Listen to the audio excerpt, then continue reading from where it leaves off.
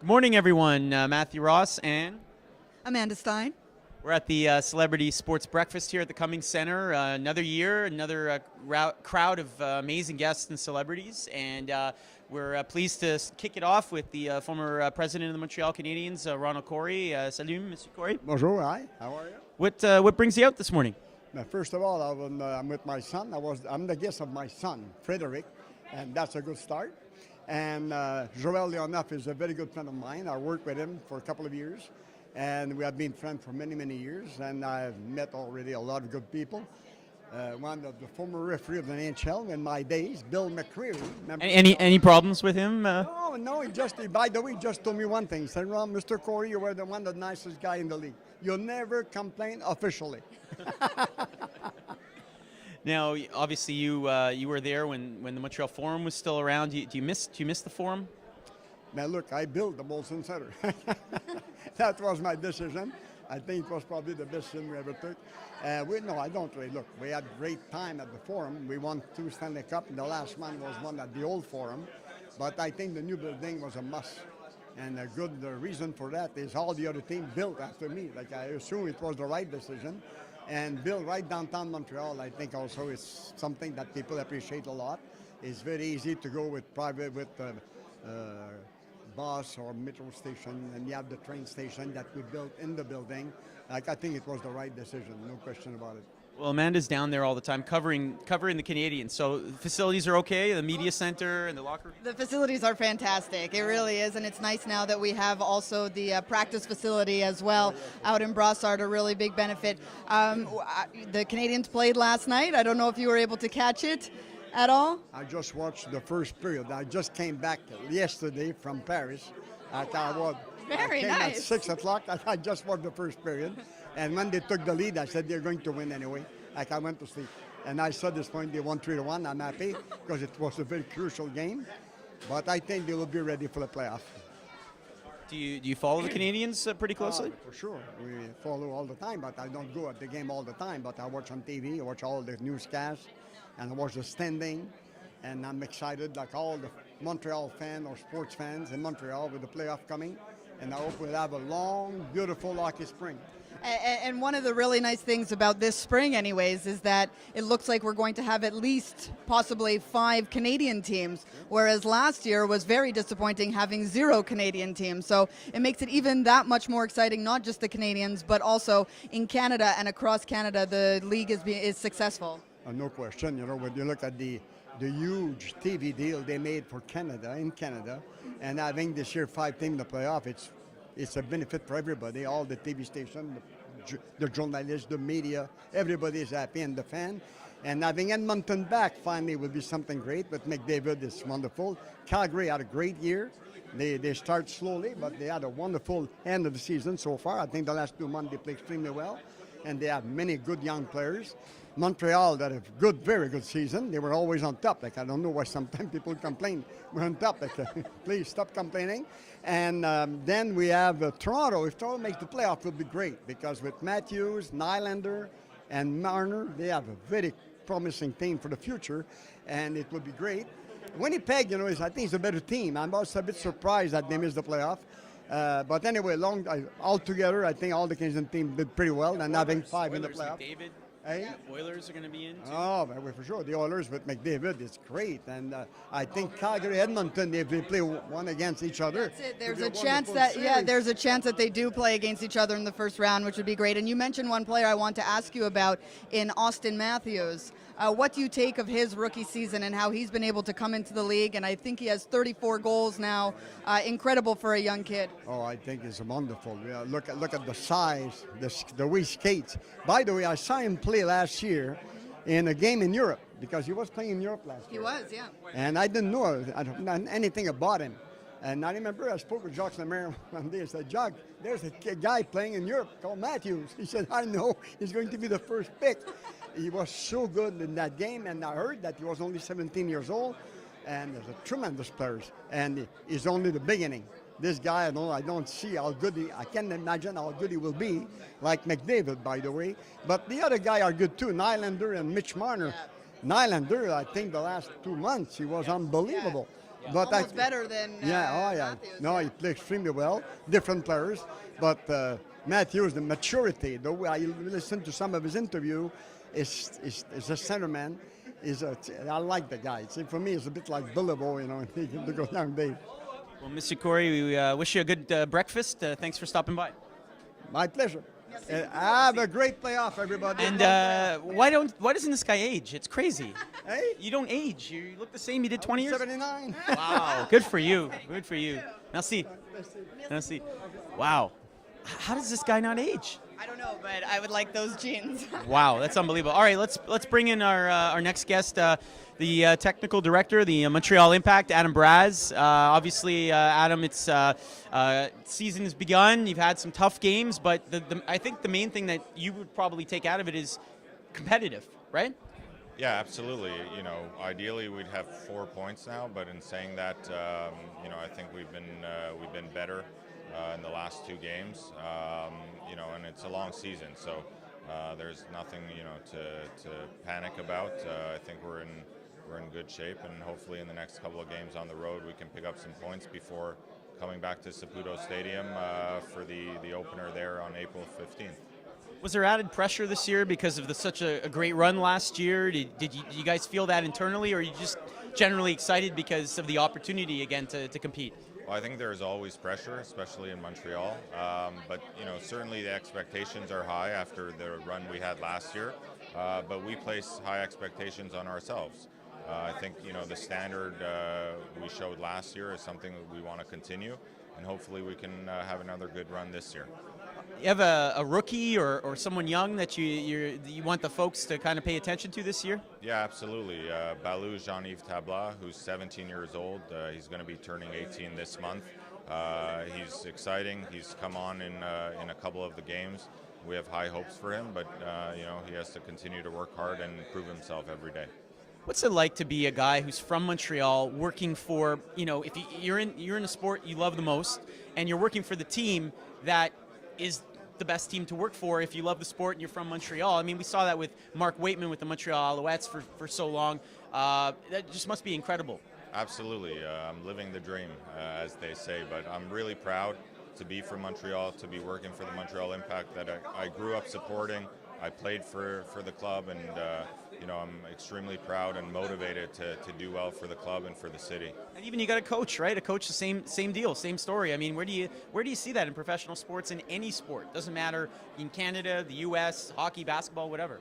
Yeah, I think Joey Saputo has shown that that's important to him in terms of having the local feel, from the staff, people that care about the club, that understand the history of the club, and that want to do well for the club for the right reasons. Since you guys have been in MLS, have you seen an increase in soccer participation, or has it mattered in terms of support from the fan base? I think so. I think we've grown significantly within the organization, but I think the fan base has grown.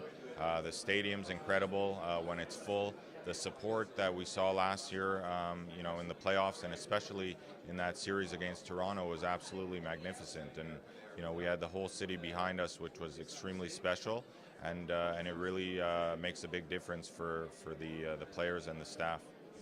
And I think one of the things, talking about the fans and that, is that you have a really good traveling contingent. Like when you go on the road, it almost seems no matter where you are in North America, you have your fan base with you in some capacity. It's quite impressive, and it shows how much they care and how far they're willing to go to show that support. The players acknowledge it, and it means a lot, and it gives a boost on the road where things are difficult. So it's pretty amazing. Thank you. And I have to ask a question. I don't know if people ask you from your perspective, the team's perspective. What's your take on the bell? On the bell? The goal bell. I think it's amazing. I think it's intimidating for the other team. When that bell rings, the other team knows they're in trouble. And it's kind of become a staple at Stade Saputo and at the Olympic Stadium. So it is very cool. Even for casual fans, non-fans of the sport, they know about the bell. Thanks, Adam. Thank you. Thank you very much, Ed. All right, we have a cavalcade of stars. As I always wanted to say that on camera, cavalcade of stars. Oh, I like that. Have you ever rung the bell? No, I'm I haven't. I'm waiting for my invite to one day ring the bell. Now, I should have probably asked that. fellow TSN 690 Tony Marinaro's done that, right? Yes, he has. I believe he was one of the first people to do that, or if not the first guy. And I know that there were 3 goals, I believe, that night, and he couldn't really hear on the radio the next day. It's a very big You bell. gotta wear like earplugs or Exactly. something. Or Yeah, those, like earmuffs that people put on their kids. that's right. Yeah. All right, let's bring in our next guest. Yes. All right. Well, we have a very interesting gentleman with us, Monsieur Vincent Lucier from the Laval Rocket. Congratulations. You see the pin. There's the logo. Yeah, the Laval Rocket starting next year in the AHL for the Montreal Canadiens. I know that the buzz is really incredible around the city, whether you live on the West Island, the South Shore, Laval. People are really excited to come and see the players that are going to be playing for the Canadiens. How's it going so far, the preparations? So far, very good. You know, city is pretty exciting. People in Laval are excited, and we are excited. So we look forward to seeing everybody in Laval next year. It's a nice project for the community. It's a nice project for the Montreal Canadiens fans. Now they get to see their upcoming players in the future. So yeah, everybody's happy, and so far so good. And I think it's really nice because in Montreal, they're so connected to not just the Canadians, but who's coming up, like you said. And this is really going to be one of the first times where they're going to have that easy access to be able to watch them in their own backyard. That's right, you said it all. You know, people, they knew before that it existed, but the AHL was far away. It used to be, now it was in St. John in Newfoundland, and before that it was in Hamilton. So people knew that the future players were coming, but they were so far away. So it was trying to get a connection with the fans. Now they get to see their upcoming players. They take the subway 20 minutes away from Montreal, and you get to see the future of the Canadiens. I definitely like that plug that you can take the metro to get there. That's very important because sometimes people think Laval might be far, but it's very easily accessible for them to arrive Right there. across the bridge. And also very, the prices are great. We've seen some of the prices come out. A very affordable afternoon if you want to bring your kid. Of course, it was a major objective for us and a commitment for the fans to have a professional hockey product at a very affordable price. So the ticket starts at $15 right now. So it has to be affordable for one of your people over there. What about the arena? I'm hearing incredible things. People just driving by, so curious about the arena. How's it looking? It's a very big project. In fact, it's a $200 million building. From the Place Build itself belongs to the city of Laval, so the people of Laval. There's 3 rinks over there, so 2 community rinks for minor hockey, figure skating and all that, and then a 10,000 amphitheater building that we manage for the upcoming team and concerts. So it's a huge project in Laval. So 200 million, 10,000 seats. That's why you see that all that space when you go on the 50 highway over there. Now tell the truth, the Ice Caps, they're having a tough year this year, but there's a couple of players that are really exciting that fans want to see up with the Montreal Canadiens. Are you going to tell the Habs to keep Charles Hudon in Laval next year? I mean, it's great for marketing. I want to see him with the Habs. I wish I could have a word to say on that, but it's not my department, unfortunately. But Charlie Hudon's definitely a good guy. All right, well, thank you so much for stopping by. Best of luck. And the website for folks? Yeah, it's Laval Rocket or rocketlaval.com. All right, great. Congratulations. Merci beaucoup. Merci. Thank you. All right, I'm excited about I'm that. looking forward to it. I was one of those people who went to the major junior games when the Montreal Juniors were here, but this is a whole other level than that. And you're absolutely right. This is going to be a chance for, if we think the Montreal Canadiens fans know Charles Hudon now, everyone's so high on them, and on our radio station we hear about him all the time. They're going to be even more invested now that they have this easy access to actually watch them in games and not just search for clips online. So it's just great for the community. It's great for the community of Laval. And it's great for a guy like Marc Bergevin, who is not just the GM of Montreal, but also will be of Laval, of the Ice Caps right now, for him to be able to have that close access and monitor his players. Yeah, for the scouts as well, and it's going to be fun. It's going to be exciting. We're at the Celebrity Sports Breakfast here at the Cummings Centre, the annual, where we raise money to help seniors in the community. And we're just blessed to have a whole bunch of great people with us. Let's bring in our next guest. It's Russell Copeman, the mayor of NDG Côte-des-Neiges. How you doing, sir? Good morning. I'm well. Yourself? Well, thank you. You've been here before. I haven't actually. Really? No, I'm kind of a stand-in this morning for Mayor Coder. and also in You my should be column. here anyway, man. Yeah, no, well, and as mayor of Côte-Neige-NDG, with the Cummings Centre being such an important part of this community, it's a pleasure to be here this morning. Now, in terms of sports, are you a sports fan at all? Because we got a lot of sports people here. You know, I'm not really that much of a sports fan. Kind of busy. And no, it's not. You know, and I knew I was going to get asked that question. I was younger. You know, I followed it much more. But I think the best thing I do is sleep in front of golf on Sunday afternoons. It's my good nap time in front of professional golf. But Me too. exactly.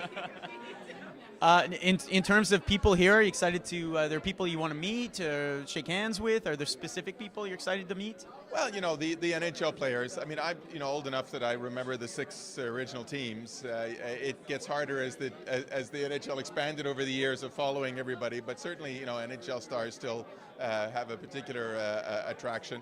But, you know, this is a great event. The Cummings Centre plays such an important role in terms of service to seniors. To have this event to the profit of the Cummings Centre, it's just wonderful to be here this morning. It's packed. It's packed today, Yeah, and yeah. I mean, the event could easily attract 3-4 times the amount of people, but they've really wanted to keep it in this building, and that's why we're here today. You got the preseason games in Montreal coming up next. It's not in your borough, obviously, but you're here for the mayor. Is the mayor even sleeping? I mean, he must be so excited for these games. He's very excited. You know, the mayor is a tremendous sports fan, as you know, and has an objective of an important objective, trying to bring Major League Baseball back to this city. An objective I share, although I'm not a huge sports fan. I think, look, the presence of professional sport teams just enhances a city's reputation, both locally and internationally. And so he's working very hard to try and do that. He's very proud of our Canadiens, of course, and you know, and the Alouettes. So there's lots going on in this town. It's a tremendous sports town, and we're all very proud. Are you praying for no more snow removal the rest of the month? You know, a little bit more snow is one thing, but by this time of year, it'll melt. So we're going to leave it on the street unless we get a huge dump again. Let's hope we don't. Let's hope we don't. Exactly. Thank you, Mr. Mayor. Appreciate it. A pleasure. Nice to be Thank you here. so much. My pleasure. All right, so lots of folks piling in. It's getting full, and I mean it's going to be full. It's going to be. It is. I'm looking back there, and I'm glad we're on the outside and not on the inside. I'm hoping there's there. no fire marshal coming because I think this thing's going to be packed, man. Well, as it should be. As it should be. It'll be really nice to, you know, there's a lot of people here from all different walks of life, and we're just really honored to be a part of this whole thing. Now, it's your first year. Who are you excited to see? It is my first year. I don't know. I think I'm just excited to be a part of the community. Oh, we got a big one here. Yes, long-time physician with the Montreal Canadiens, Dr. Mulder, joining us. And Dr. Mulder, thank you so much for spending some time with us. Good to be here. There's a real crowd here. Yeah. Now you've been here before, right? I've been here before. Yeah. Last time I was here was with Red Fisher. I was sitting with Red Fisher, and got to know him very well. And in terms of why you're here, how important is it for you to attend these types of things? Well, it's important because it allows exposure to everybody from a referee to a player to fans. It's a mix of all the components. It's exciting. Brendan Gallagher is here. Not sure. Fresh from last night. Is he a frequent visitor to the trainers? His style? Well, his size predisposes him to. You saw the hit last night. Yep. It was a monster. It's amazing, isn't it? Right, the size that he is, the style he plays, that he's able to come back game after game. He's a solid citizen. He gives everything every game. He's an amazing character. Now, did you catch the game last night? Were you there? I was there, yeah. Yeah, I was there. And are you sick of Ottawa already? 3 times in 8 days or something. I like Ottawa's a good team. I know their medical staff very well. Sometimes they come to the game, and I know their trainer very well. Jerry is an incredible guy. So I'm wondering, because a lot of the talk over the last couple of years in the medical community and with the NHL is the concussion prevention. And I'm just wondering what you think of how their prevention methods have grown and how they're handling the situation in the NHL. Well, I think the NHL is setting the standards for professional leagues. They were first and foremost into prevention. They are taking it very seriously. They're the protocol and the testing that we do now is they have spotters in the crowd, so we're obliged to look more carefully at anybody who's suspected of a concussion. I think the program is getting there. Not perfect, but getting there. But it's a process. It's a process to get there. And I'm wondering what you would say to a player. I know in Arizona there was a player, Mike Smith, their goaltender, was taken out of the game because of a spotter. And he was very upset about that. What would you say to a player who is taken out of a game and is upset? Well, no, I think that's our task every game. Our task is to convince the player that it's for his well-being and for his long-time future rather than one hockey game. So that's the attitude we take, is long-term care of the brain. The brain's our most important organ. The brain is what makes us who we are. Now, what year is this for you with the Montreal Canadiens? Well, we were just saying tonight that I started with the Montreal Canadiens organization, but it was with the Junior Canadiens in 1963, and we had the great Sunday afternoon games with Lafleur, all those Tardif, Houle, Savard, Leperrier. It was an incredible experience.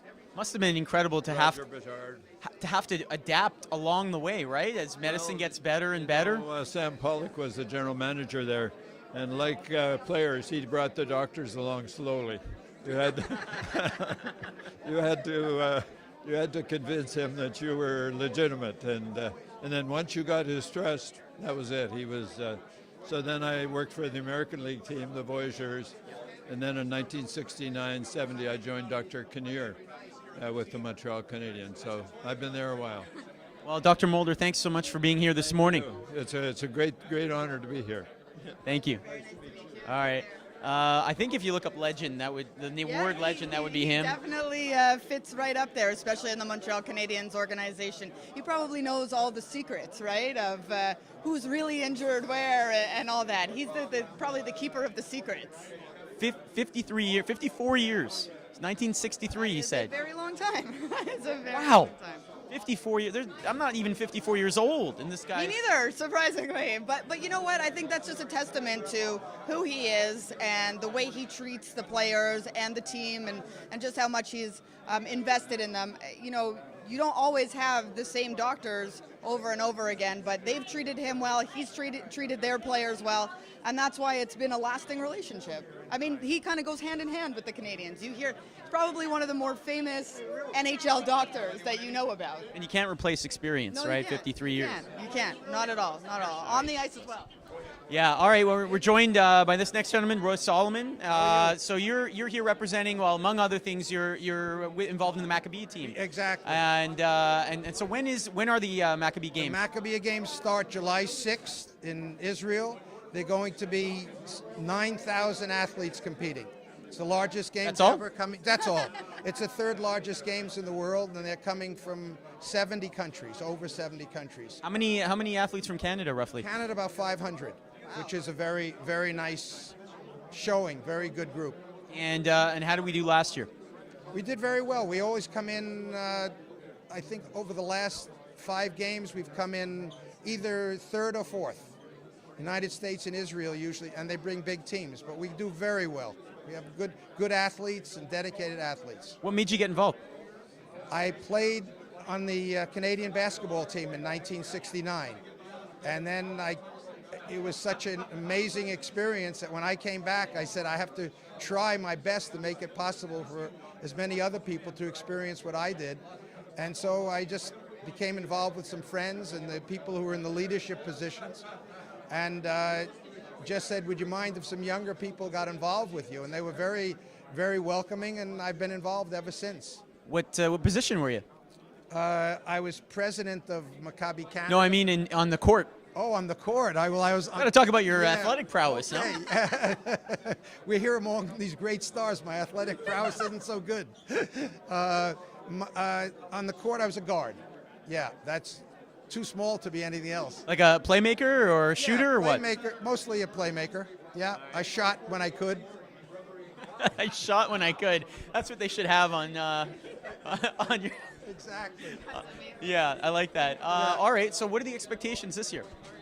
In terms of the Canadian team, the expectations are good. We have good athletes. very good leadership. President Tommy Batcher in Toronto, Daniel Smajovic and Mark Singer are the leaders in Quebec. They're doing a very good job. And yeah, we're very, very optimistic that it's going to be a wonderful showing. We have athletes from all over the country, Vancouver right out to the east, and Canada, I'm sure, will do well again. What's the Montreal contingent like? I don't know the exact number of the Montreal contingent. Typically? Typically, you have probably about 25 or 30% of the team comes from Montreal. And then you have, of course, the current member of Parliament, Anthony Housefather, had gone to the games in swimming. Anthony became involved with us. We took the team to Memphis to the first. Have you heard of the JCC Maccabi games? Yep. So they're held all over the United States and sometimes in Canada. And Anthony was with us when he was 12 years old in 1982. I'm giving his age now, but it was All right, carry the one. All right, got it. 1982. He won medals then, and now he's winning medals again as a member of Parliament and swimming in the seniors events. So he's like the Mark Spitz of the senior Mark circuit. Spitz Is that of it? the senior circuit, Yeah, exactly. I've seen him at the Côte Saint Luc. He trains all the time. And yeah, the what do they call it? The aquatics, the ACC, the aquatic center. That center's terrific now. It's becoming a center of swimming. And I was there. We had our trials for the water polo team. They were working out the other day, and it was at that center. And I was told that aquatic center is becoming the main place in Montreal for water polo. So it's something very special. It's right near my house. I swam there a couple of times, but there's no pictures of me swimming, so you can't find those anywhere. We don't want to find those. We don't want to find those. You're a young guy. You can still get involved, I think you could probably kick my ass on the court, though. Still, that's my take. I'm not so sure. All right, Roy, thank you so much. Pleasure. Thank you very much. Thank you very much. Thank you. He's No he's one's like looking for those pictures. no, not even my wife. The guard, he's like, what else would I be? A guard. Well, it's true. I mean, he's taller than me, but I would think he's not power forward. Maybe a stupid question. I don't know. It's okay. Don't worry. This has been a fun morning. What are we looking at in terms of time right now? Well, Almost 9:25. Almost 9:25. Yeah. Getting hungry. I'm very hungry. For breakfast. Well, that's the thing, Amanda. So you're a rookie. I am a rookie in very many senses of the word. Yeah. All right. So how's it been so far? So far, so good. This has been really fun. I mean, a lot of this is very much typical of my job, is interviewing athletes and people in the sports community. So I feel very at ease in the process. Well, and the best part is that I get to have breakfast afterwards. Sorry to cut you off. We have another guest, a special guest. I'll give it to you, Mr. McCreary, former referee in the NHL, and so we'll just bring him in here now. I got to remember to look at the camera, right? I'm looking. You have a great shot of my giant ear. The entire thing. Mr. McCreary, thank you so much for stopping by here. Thank you for having me. What's it like being here today? This is your first time at this particular annual event. Absolutely, it's my first time, and meeting a lot of people here today, and seeing Mr. Corey was an honor for me right off the bat. The former owner of the Montreal Canadiens, and he was such a class act when he was involved with our sport, and so it was nice to see Mr. Corey. Nice to meet all these wonderful people, and obviously a fantastic cause. Now, I know at one point we're going to be seeing you with potentially Knuckles Nyland here. Oh, my God. And I'm wondering, is everything going to be okay? Well, Chris was just such a competitor, and I love that era of hockey, and I'm an old-timer, and I loved refereeing Chris. He was such an honest guy and great teammate. I mean, I'm sure anybody that ever played with him just loved him, and I liked refereeing him because he was a real man. He played the game hard, and he never was a problem. Who was your biggest problem? Well, there's always people that you maybe don't get along with as well as others, but there was really never anyone that I would say that was a big problem or that I did not like. I'm wondering what the interaction is like between players and referees on the ice, and how that works, because that's part of the game that we can only see but not really hear all the time. Amanda, I think somewhat that's scaled down now. When we were one referee on the ice, we had to communicate more with the players to be successful within the game. Now with two referees and the team's charter after the game, so we really don't bump into the players as much as we used to, staying in the same hotels and things like that. So we really don't know one another like we used to. So the interaction is as much, so therefore the communication isn't as good. And I think, years ago, the communication was much better. Just in terms of how the technology has evolved, what's your take on replay and how everything's going right now in the NHL? Well, obviously the game has evolved. Everybody says the athletes are, bigger, stronger, and faster. I'm not sure that, you can say that these guys shoot the puck harder than Bobby Hull did or things like that. But the rule changes have really evolved and helped the game. I mean, removing the red line and coming out of 204 after the Stanley Cup Finals between Calgary and Tampa Bay.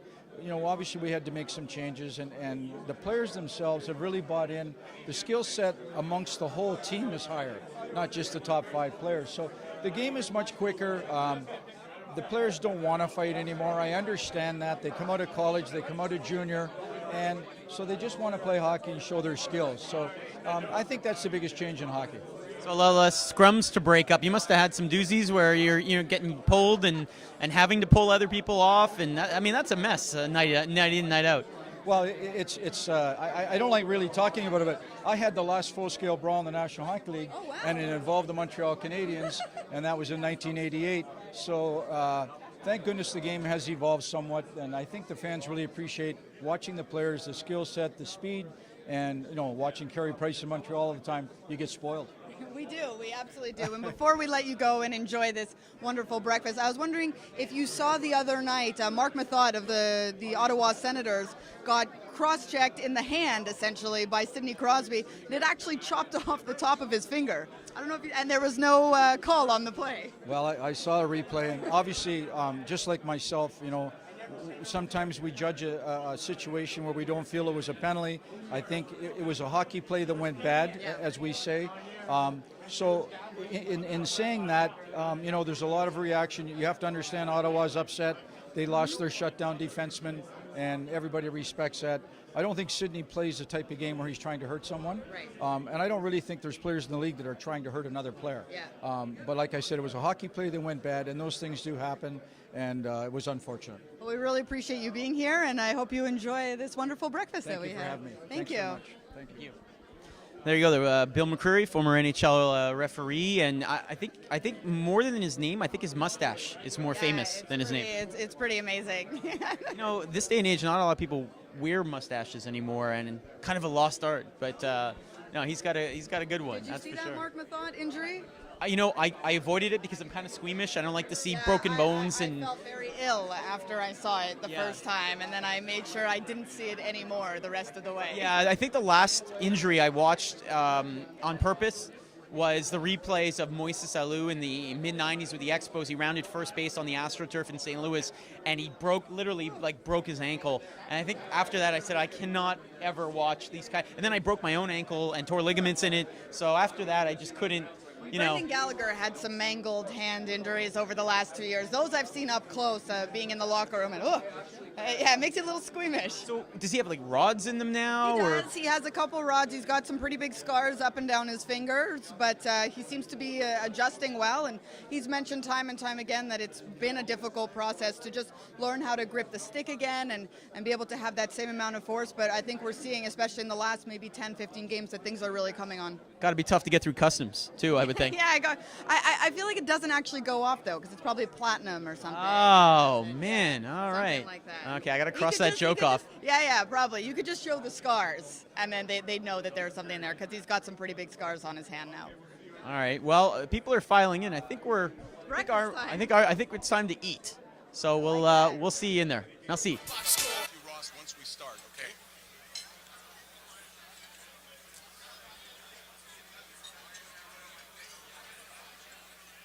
So just make the edit of Garcia.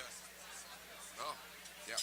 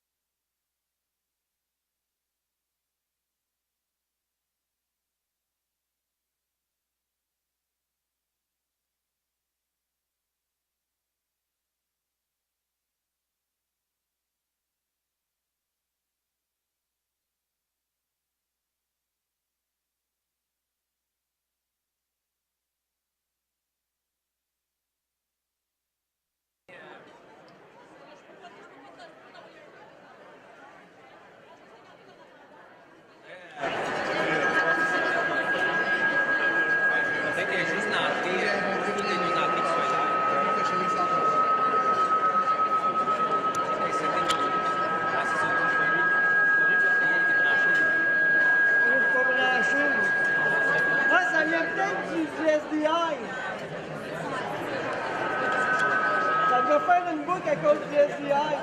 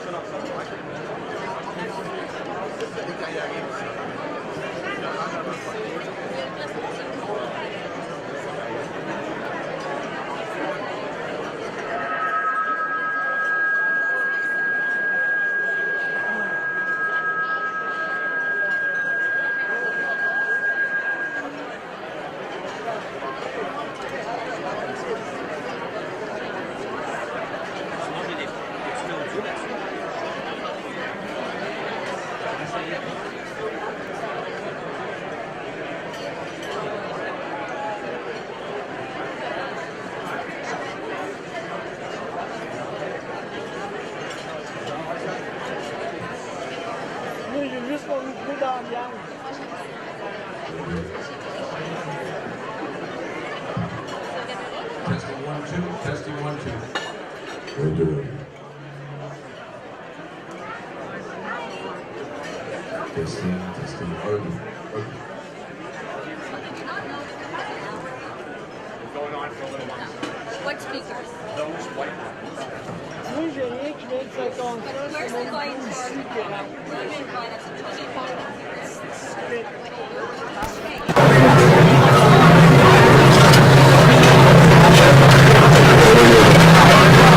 We're not ready until Susan gets us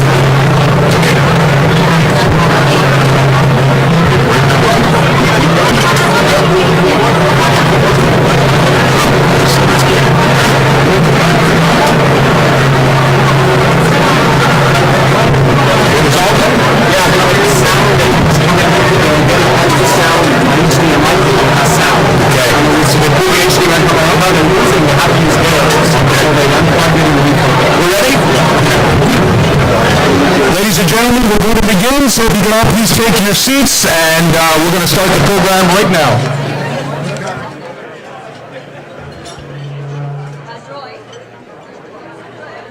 Ladies and gentlemen, we're about to begin. Thank you very much. Welcome to the 13th annual Cummings Jewish Centre for Seniors Foundation Sports Celebrity Breakfast. It's our bar mitzvah. We're glad you're all here to celebrate. Bonjour et bienvenue au 13e déjeuner des célébrités sportives d'Agen au Centre Juif Cummings pour aider. My name is Mike Cohen, and it's a pleasure to be back as your co-MC with my colleague. Et mon nom est Jean-Luc Marchand. Heureux d'être de retour avec vous. Our committees work very hard.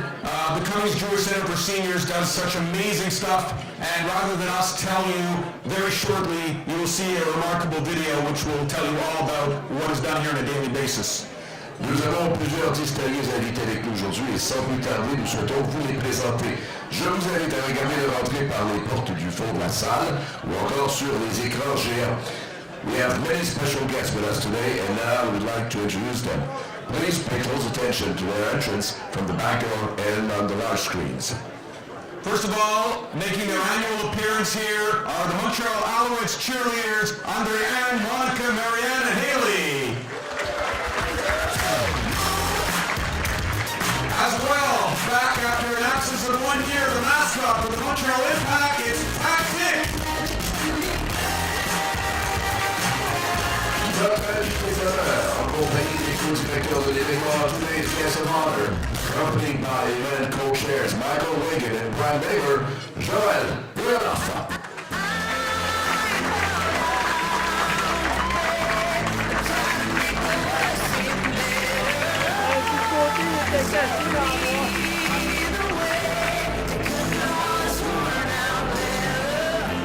Notre personnalité sportive de l'année, membre du temple de la renommée du hockey hockey, auteur de 9 saisons consécutives de 52 buts avec les Islanders, et mon distingué collègue que vous pouvez entendre quotidiennement à l'émission Jean-Charles Liberté au 91 de Sport, our sports personality of the year, Hockey Hall of Famer, 9 consecutive 50 goal seasons for the New York Islanders. You can hear him daily on brand new All Sports Radio in Montreal 91.9 Sports, Michael Bossy.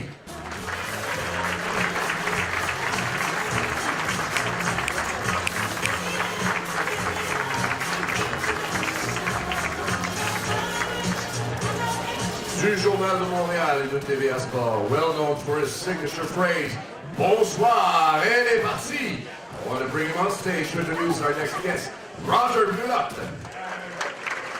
Rodger, come on stage because the next guest, he can only be introduced by the man himself, Rodger.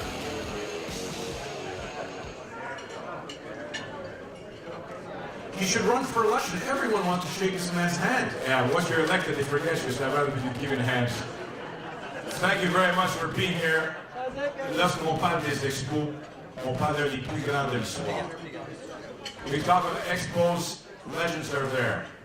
Legends are sometimes people who influence you by their play and others by their leadership.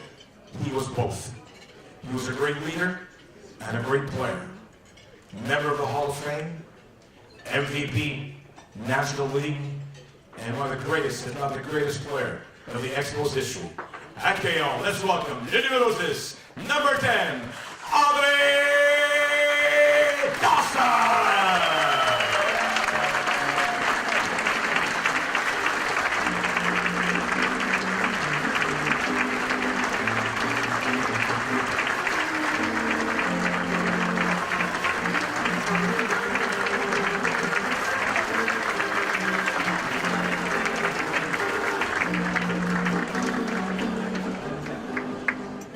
Coming up next, we're very honored to have someone who has a very, very busy schedule.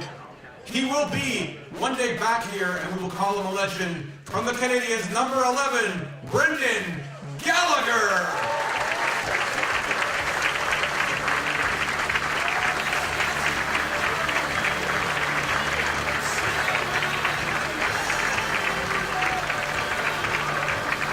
Our honorary chair, Morton Cookie Lazarus.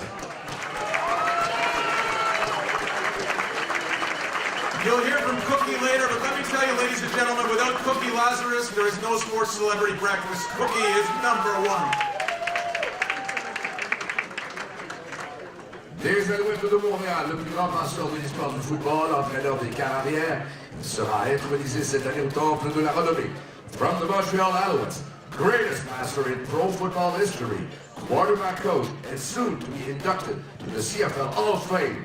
Accueillons, let's welcome, Anthony Calvillo.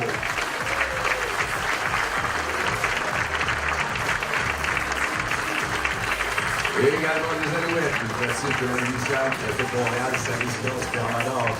Also from the Montreal Alouettes, born in Louisiana, he now calls Montreal home. Please welcome the Angry Bird himself, Kyrie's Hébert.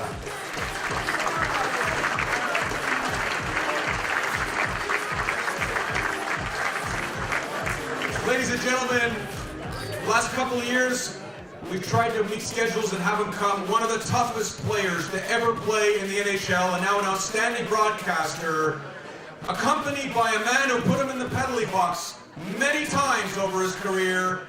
We have number 30, Chris Knuckles Nyland, and former Hall of Fame referee Bill McCreary.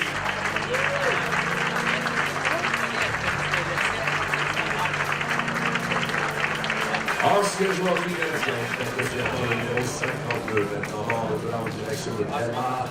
He is now senior executive for Delmar International, former number 52 for the Montreal Canadiens, Mathieu Darche.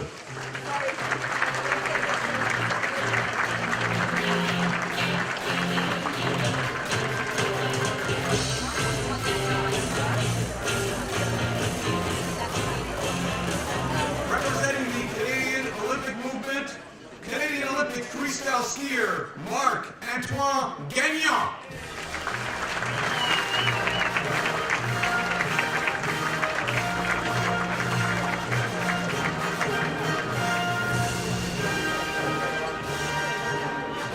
from the world of professional boxing, boxing coach Jesse Ross Thompson and Golden Garcia.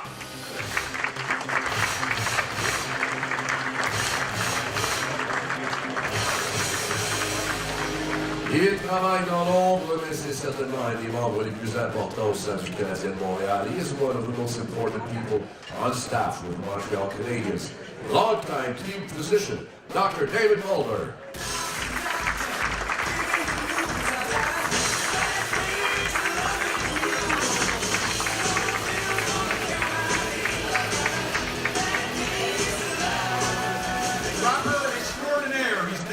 Schools to talk about Jackie Robinson and show all his fabulous videos. Let's hear it for Anakin Slade.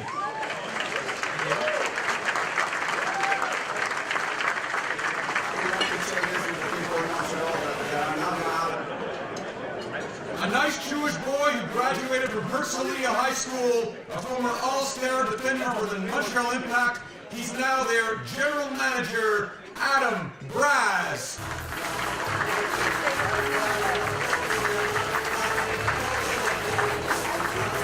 Une nouvelle équipe verra le jour la saison prochaine dans la grande région métropolitaine alors que le club d'école du Canadien dans la Ligue américaine de hockey s'installera à Laval.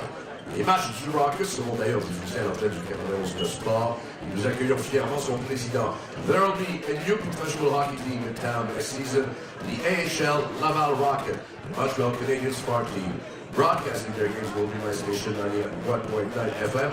Here representing them, their president, Vincent Lucier.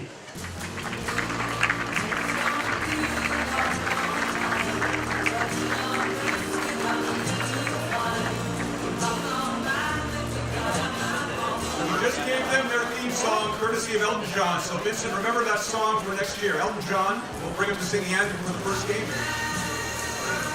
Columnist, journaliste de football, soccer et boxe, membre du temple de la renommée de l'Association des reporters de football du Canada. The Gazette's invaluable features, columnist and blogger, and our very own committee member, football, boxing, and sometimes impact reporter. He has been inducted to the Football Reporters of Canada Hall of Fame, Herb Zverkowski.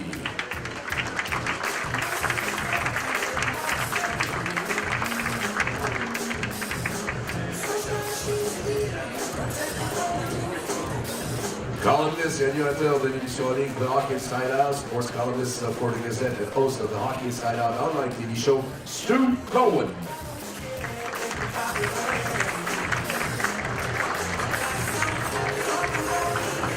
From TSN 690, it's the weekend, so he hasn't lost his voice yet. The one, the only, Tony Marinaro.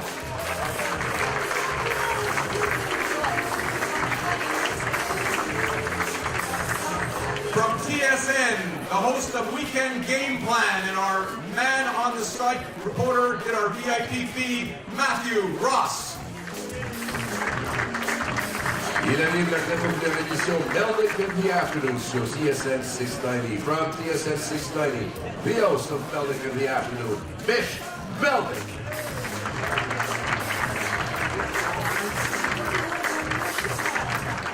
From TSN 690, making her debut, a nice Jewish girl from Montreal West, Amanda Stein. Sur le réseau des sports, vous pouvez aussi le voir au réseau CTV et l'entendre à TSN 690 from LAS. You also see him on CTV. Hockey commentator extraordinaire, François Gagnon.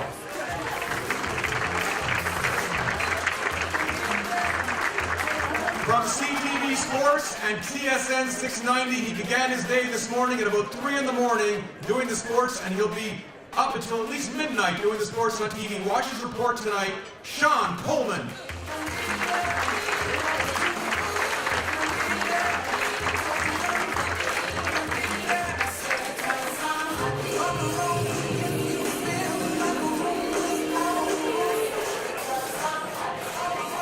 Thank you very much, ladies and gentlemen. You'll see that you have tickets for the raffle on your table. Tickets, one for $10, three for $20. There's some amazing prizes. Just check the program book and you'll see what is up. And don't forget about the silent auction. We've got some amazing items there, so please go take a look throughout the event. Vous remarquerez qu'au centre de votre table, il y a des billets de cirage, 1 pour 10 $, 3 pour 20 $. Regardez la dernière page du programme pour voir les nombreux prix que vous pourriez gagner. Vous devez remplir un ou plusieurs coupons et les remettre à nos bénévoles. Nous procéderons au tirage au cours de ce déjeuner, dont les 3 grands prix à la toute fin de l'événement. Les noms des gagnants seront inscrits sur un tableau à l'extérieur dans le corridor où vous pourrez réclamer vos prix.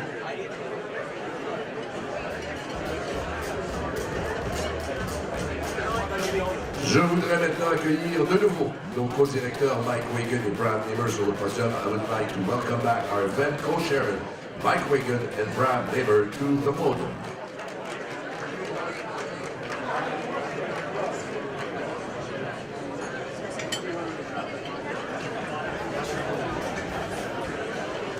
Good morning. Good morning and welcome to the Cummings Jewish Centre for Seniors Foundation 13th Annual Sports Celebrity Breakfast. My name is Bram Nehmer, and I have the pleasure of co-chairing this event along with my community partner and dear friend, Mike Wigan. Before we continue, I would like to acknowledge Mark Berkowitz, Foundation President, and Arlene Fiegelman, Agency President, and Pauline Grunberg, Agency Director. Also, a special thank you to government representatives who are here with us today. David Beerbaum, Member of Parliament for Garcia-McGee. We also wish to acknowledge... Come on, David! You can stand up. We also wish to acknowledge Mitchell Brownstein, Mayor of Côte Saint-Luc, and Russell Copeland, Mayor of Côte-Neige-NDG. Thank you. Also in attendance are past honorees, Alan Maislin, Roy Solomon, and David Bazov. Thank you for being here. Congratulations to our guest of honor, Joel Leonoff. Joel is a Montreal-born success story, noted philanthropist and entrepreneurial leader. A special thank you to Brandon Gallagher, who graciously came after a rough game last night, but a good game. Also in the house is hockey superstar Mike Bossy, our sports personality of the year. And last but certainly not least, we welcome Expos baseball superstar, the Hawk, Andre Dawson, who is being recognized for invaluable contribution to Montreal baseball history. Much gratitude and respect goes to honorary chairman, Cookie Lazarus. We couldn't do without you, especially your Rolodex. Our thanks to Mike Cohn for his invaluable contributions since the inception of this breakfast 13 years ago. Aside from everything else Mike does, and it is a lot, he also MCs the event along with Charles-André Marchand. Merci à vous. This year we again had the privilege of working with a great organizing committee. Merci à les members du committee, Jack Dim, Ricky Schnerbach, Herb Zurkowski, Joe Presser, Buddy Manis, Stephen Lesser, Bernie Leibovitz, and David Tabra for their dedication and hard work.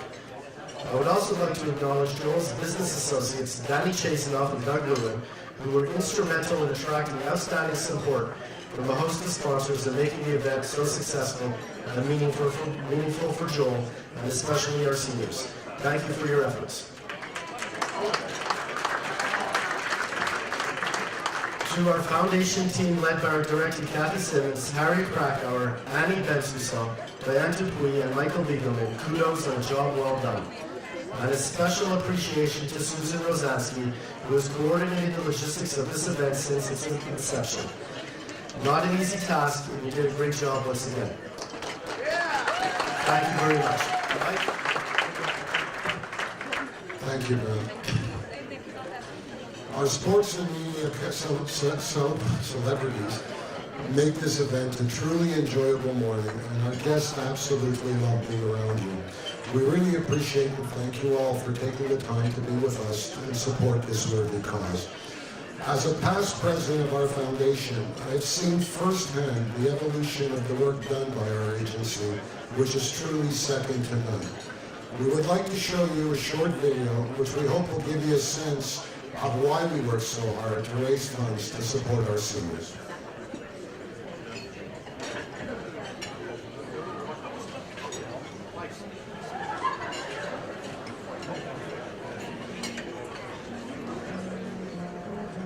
Each day is a new experience, full of expectancy and wonderment. While here, I shall not think old, but I shall continue to generate my own bubbling spring of joie de vivre. I first started working at the Cummings Centre 5 years ago. I was hired to try to develop some programs for individuals with a cognitive impairment, primarily those with an Alzheimer's disease and other forms of dementia. The bond that occurs between the members. This is the one place they can come where they don't feel that they're being stigmatized. This is one place where they feel they're accepted no matter what.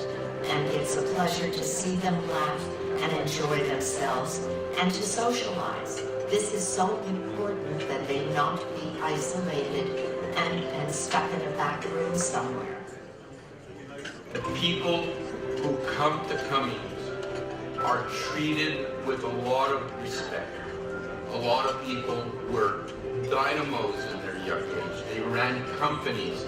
They don't find themselves as a lesser citizen because they're not able to walk properly or they're not able to talk properly. And the staff are absolutely amazing people. J'ai commencé à venir au centre Cummings suite à la découverte que j'avais de Parkinson. Un des aspects du centre Cummings est des cours qu'ils offrent pour nous aider à avoir un meilleur référencement. Puis une autre partie, c'est la pratique pour avoir une meilleure voix. Grâce à ces exercices-là, un jour, je me suis retrouvé avec une voix qui je trouvais pas trop mal. J'ai pris le petit bonheur, les michous médaillons, et dit, faut pas qu'il meure, viens-t'en dans ma maison. I'm 61 years old, and I feel like 85 the way I move.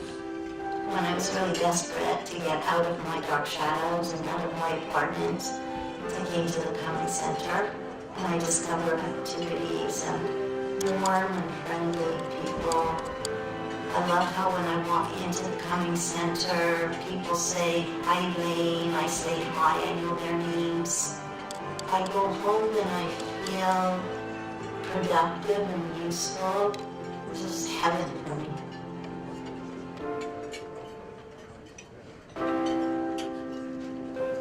The Cummings Centre has assisted me with a number of times.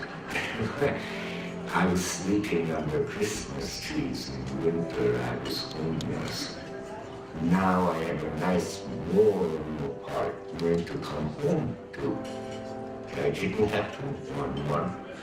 And I got a doctor by when I have a need, and I talk to the social workers, this is a big change from before. I mean, how much luckier can you get?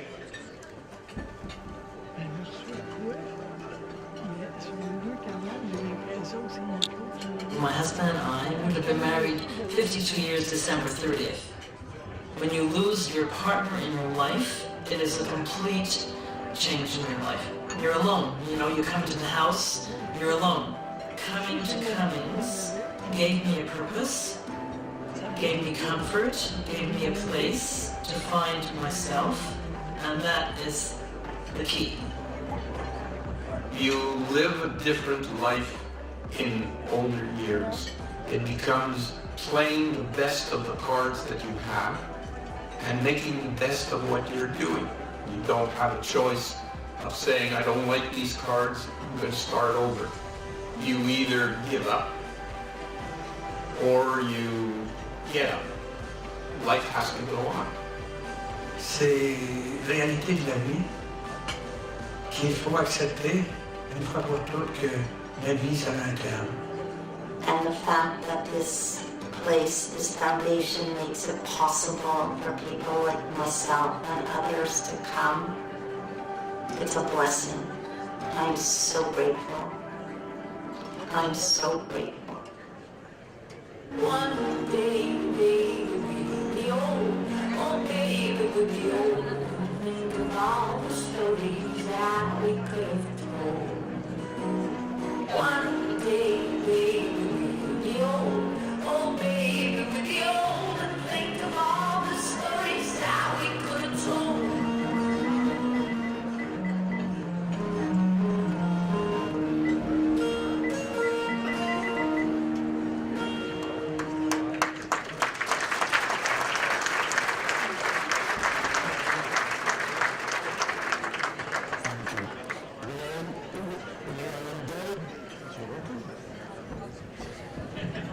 We are indebted to all our new and long-time supporters. It's because of your generosity that we're once again able to achieve outstanding financial results. I want to express my personal congratulations and appreciation to Joel Leonoff, his family, and his entire team for their outstanding efforts, and through those efforts, this year's event will have a record-breaking result. Today's event is all about supporting seniors in crisis, and it's my pleasure to announce that we've raised over $325,000 this morning. And this brings the total monies raised since the inception of the breakfast to well over $2 million.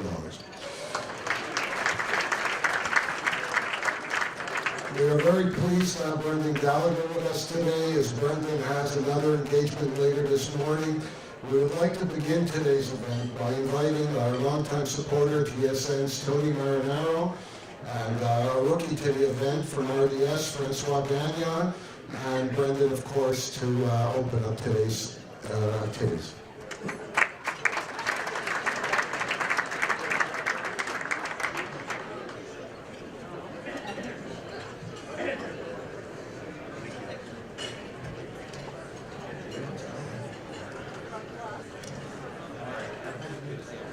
Good morning, everyone. It really is cool that Brendan Gallagher is here this morning, huh?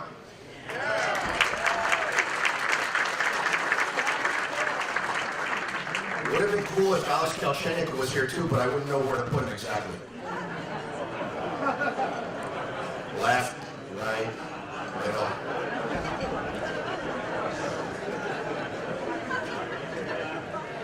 So Francois and I have a couple of questions for Brendan this morning, but took a pretty big hit last night. I guess everyone in the hall here wants to know how you're feeling this morning. I'm all right. I found out today, I guess everyone could read my lips on TV. I wasn't all that happy, but doing all right today. Is later on today going to be a therapy day or not necessary? Yeah, this time of year, I think every day is kind of therapy day. You take care of your body and go from there. All right, so the big question is, 3 wins over the Senators in the past week, a couple of losses versus a loss versus Detroit and one versus Carolina. Who are the real Montreal Canadiens? Well, we played well against Ottawa. We didn't play well in the other games. I think obviously we love to be more consistent, but we showed up for the Ottawa games. Hopefully, going down the stretch, that's the Montreal Canadiens will see. Brendan, you want to go center? I can move center. You will not get the puck because I only see on one side, and I'd rather have him getting the puck than you if I didn't need any points. Brendan, I know that a lot of people are watching the standings. They don't like the system, and I wonder if you guys in the room, I know there's a big board there, you come every morning and you see the teams and the points and everything. Are you looking at that saying, we still want to finish first? Because even though the second and third place are having, I would say, an easier matchup. Yeah, I don't care what I'm playing, I want to win. This is no different. I think when you're playing a game, regardless of what's on the line, you want to be first, you want to be the best, and obviously going into playoff time, it really means nothing where you finish, but for the time being, we want to take care of our business and try to win our division. Yep. I would follow up on that if you, how do you feel about your chances? We like our chances. We have a good group. Obviously every team this time here feels the same, but we have carried Bryce back there, and the rest of us, we just got to do it around and make it easy for everyone. I think the guys that we added at the deadline, they bring something different to our group, something that maybe we were lacking in. They add a little toughness, a little grit to our group. And this time of year, that's what you need. You got to be hard to play against, and I think we're moving in the right direction. I'll go for another one. I know you're not used to that. You really don't like when people are stealing the show from you. It's my day off, François. It's okay. Yeah, you're the real superstar. You have one day off.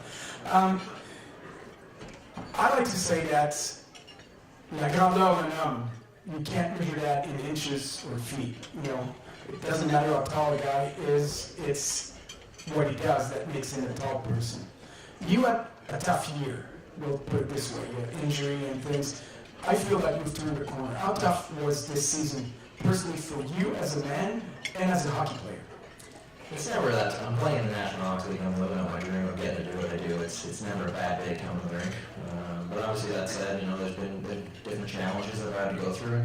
It's all part of learning and part of the process. You know, you always want to be contributing to the group, and you want to go through all those positive moments. But there's going to be bumps in the road along the way. It's how you handle it that kind of, you know, makes up who you are as a person. And I feel like I've kind of turned a corner here, and you know, hopefully it's the right time of year to go forward and be a contributor. Thank you. One more. If by chance you meet Pittsburgh down the stretch and Sidney Crosby's thinking of slashing you the way you did with the thought, do you have a message for him, or? I got metal in my hand. Good luck. Thank you. A round of applause for Brendan Gallagher.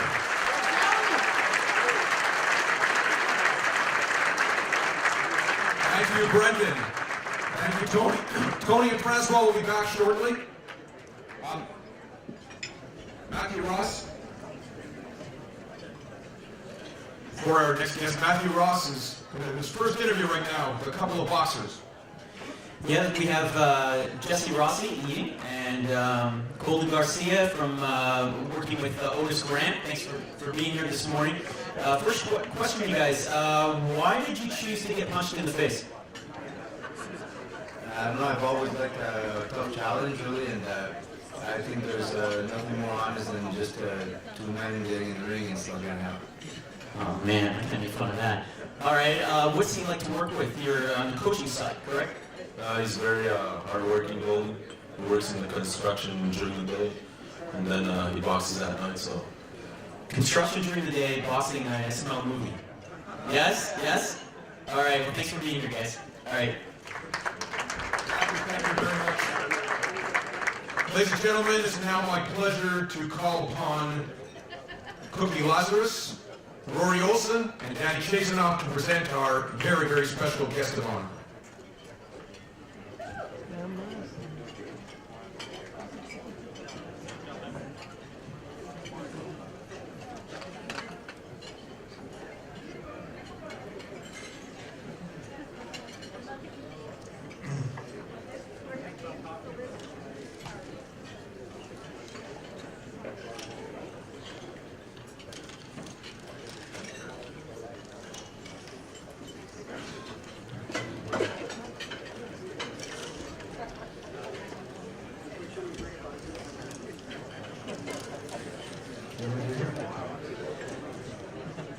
Thank you, Mike. A big thank you to everybody who's here to support our event again this year. It looks like it's a great success from the start.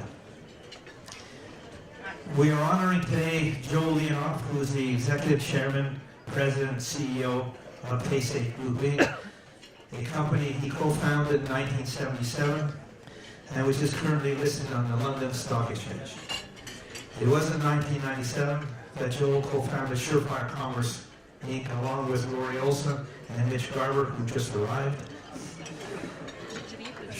After an all-night flight from Las Vegas. Surefire Commerce then merged with the Optimal Group in 2003 to form Optimal Payments, and in 2011, Optimal Payments merged with NetTeller and completed the acquisition of the Skrill Group in August of 2015 to form the PaySafe Group, which now has a market valuation well in excess of $2 billion. That track record speaks loudly of an entrepreneurial leader and a visionary with a proven track record for managing high-growth technology companies, which he has led PaySafe to become one of the world's leading global payment providers. In addition to his accomplishments in business, Joel has had a long and exemplary track record in philanthropy. And in this regard, I have the honor this year of announcing that he made a personal donation consisting of a special bequest to the Cummings Centre to create the Joel Leonoff Vulnerable Seniors Fund, which will do wonders for seniors in crisis.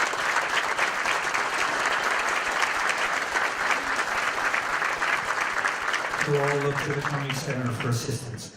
I want to add a quick note here that David Basloff, who was last year's honoree, has agreed to match Joel's contribution this year, which is an incredible gift once again, and for which I thank David. I want to introduce everybody here to two of Joel's very close friends and colleagues, in the persons of Rory Olson and Danny Chesnut, and who I'll now ask to come to the microphone and say a few words on behalf of Joel. I give you Rory Olson. Thank you very much. What an honor. Very, very special. Star-studded Andre Dawson. I am awestruck. It's such a pleasure. Yeah. Joel, we're here to celebrate all that you have been and all that you have become. In describing you, words like jovial, overly excitable, elevated pulse, free-spirited, these are not words that I or anyone in this room would use. I am in fact here to tell everybody Joel does indeed have a pulse. I've had to take it on several occasions at meetings we've been at together. When I attempted to meet you for the very first time, it was to discuss one of many ideas that we would come to discuss over the many years of our great friendship and relationship. I remember calling you. In fact, I believe I called you about 20 times over the period of 3 weeks before that one fateful day when we finally connected. You called me, and you apologized for the delay, and quite matter-of-factly, you explained that you had contracted, of all things, chicken pox. So during the conversation, there were a couple of things that were just kind of going through my mind. Well, the first, I wouldn't say it, of course, but the first one was this guy sounds literally like death. The second thought I had was, is this man actually going to make it through the conversation without passing out? And the third thing was, who in God's name gets chicken pox at the age of 30? Well, much to my relief, Joel did make it through that first conversation, and so the greatest partnership of my life was consummated.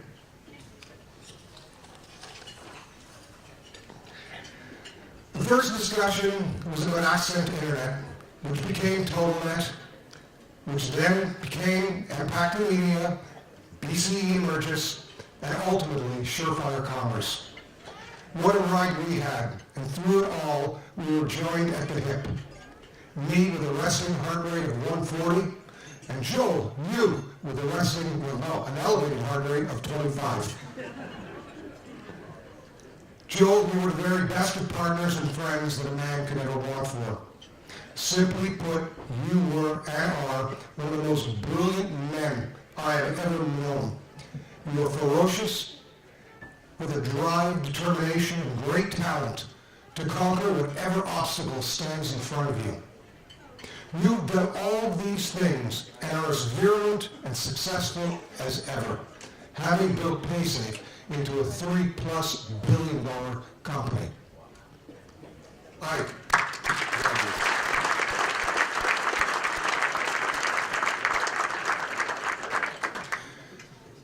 So, what are the words that I would use to describe you? Brilliant, loyal, compassionate, honorable, steadfast, unwavering, committed, a rock, and a man who is always there for his friends and community. And we thank you for it.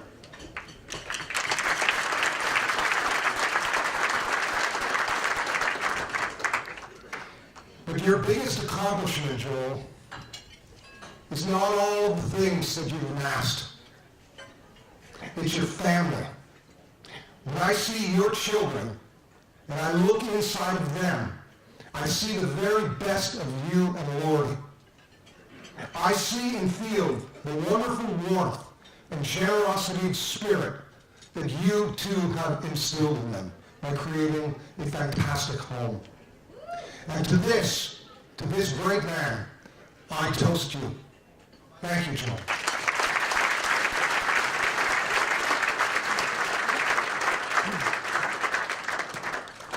That's a hard act to follow. Good morning, everyone. In 1968, I met Joel when we both started kindergarten together at United Tomatora Chamonix Elementary School. Almost 50 years later, Joel remains one of my closest friends. Joel and I have been through a lot together, both personal and professional, and have laughed together during the good times and consoled each other during the difficult times. Through it all, there's always been one underlying and recurring theme. That is, Joel's an incredibly giving and caring person. He never looks for the accolades or the credit. His acts of kindness are always from the heart. He's always there to support his friends, his family, and the community. If you Google Joel Leonoff, you will find numerous results relating to his professional career. For example, Joel won the UK Stock Market Award for CEO of the Year in 2014, and in the same year he also won the IT Entrepreneur of the Year selected by Ernst & Young. In 2016, Joel was named by Hockey News magazine as one of the top 100 people of power and influence in professional hockey. Don't laugh, Laurie. And the list goes on and on and on. What you won't easily find, however, are the things that Joel has done to support his family and his friends. You won't see the hard work and devotion he has for the causes he supports throughout our community. The countless charities that Joel has supported is a testament to his commitment to providing hope and help to those in need. Joel has been an inspiration to many of us, especially in the way that he has found the balance, a recipe of splitting his time and attention to his wife Lori, his children Jamie, Julia, and Mikey, his hundreds of friends, his thousands of employees, and the tens of thousands who are less fortunate. Joel's found a way to make everyone he interacts with feel special. As a child, I remember spending a lot of time at Joel's house in Chamonix. It was clear back then how influential his father Leon and mother Sylvia were. Whether it was sports, Joel was an incredible athlete excelling in hockey, baseball, and basketball, business, delivering newspapers or DJing parties, or academics. Joel was an A student and president of our high school. Leon and Sylvia made sure that Joel always put in 100%, always worked hard, pushed himself in order to be successful, all while having fun, nurturing relationships, and simply put, being a mensch. These lessons are part of Joel's DNA. For those of us close to Joel, we all know that Joel will do anything for his family. He is incredibly devoted to his children, supporting them in whatever they do.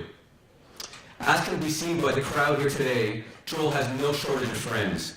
And we all know, whether we speak to Joel daily or once a year, he can always be counted on.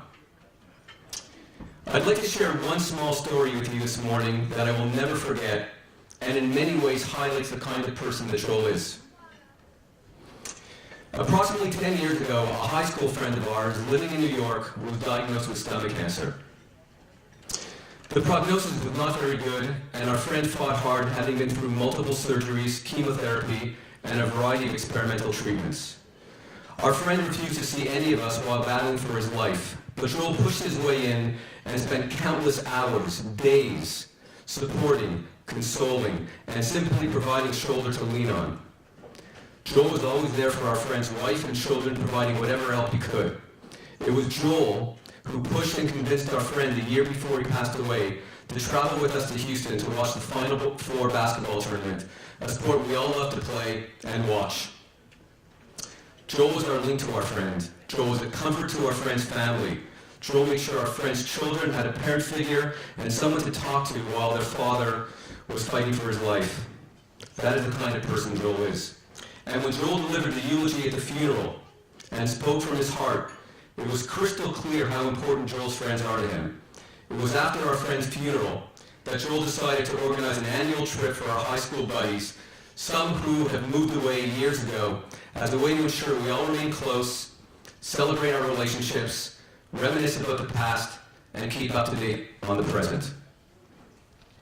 Joel spends his time beyond his business interests, family and friends, and continues to support many worthy causes, like the Combined Jewish Appeal, the Montreal Children's Hospital Foundation, Montreal Neurological Institute and Hospital, the Mount Sinai Hospital, the McGill Dawson Center for Entrepreneurship, the National Women's Hockey League, Camp B'nai B'rith, and the Jewish General Hospital. And of course, the reason we're all here today, the Cummings Jewish Centre for Seniors Foundation, to name just a few.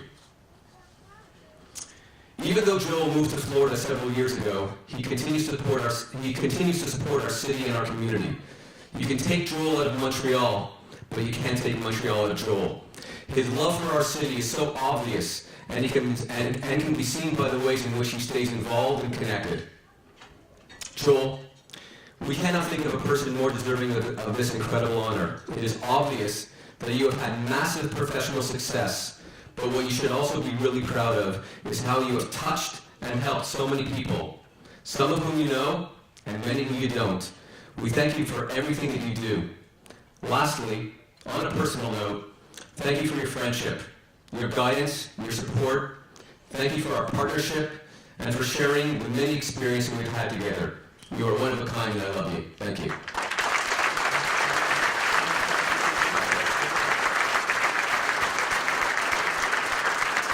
And if it's not enough to hear from Cookie, Rory, and myself, we have one other special video that we'd like to show for a few minutes.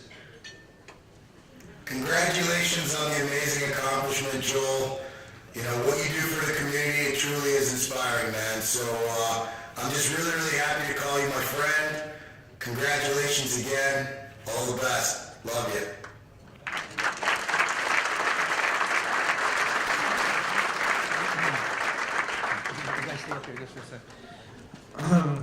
Joel, if you could just come up here, we just have this leadership award. While you're coming up, I'll read what the plaque says.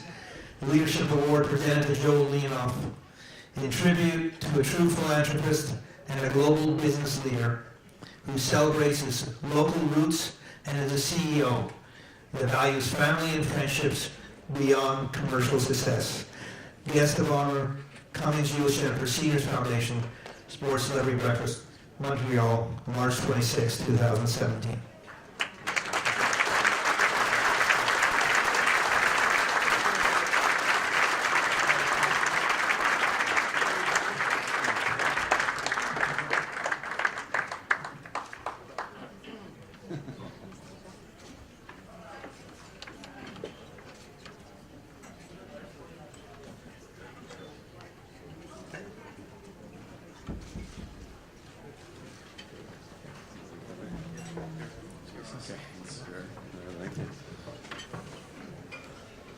You can sit down here if you want to sit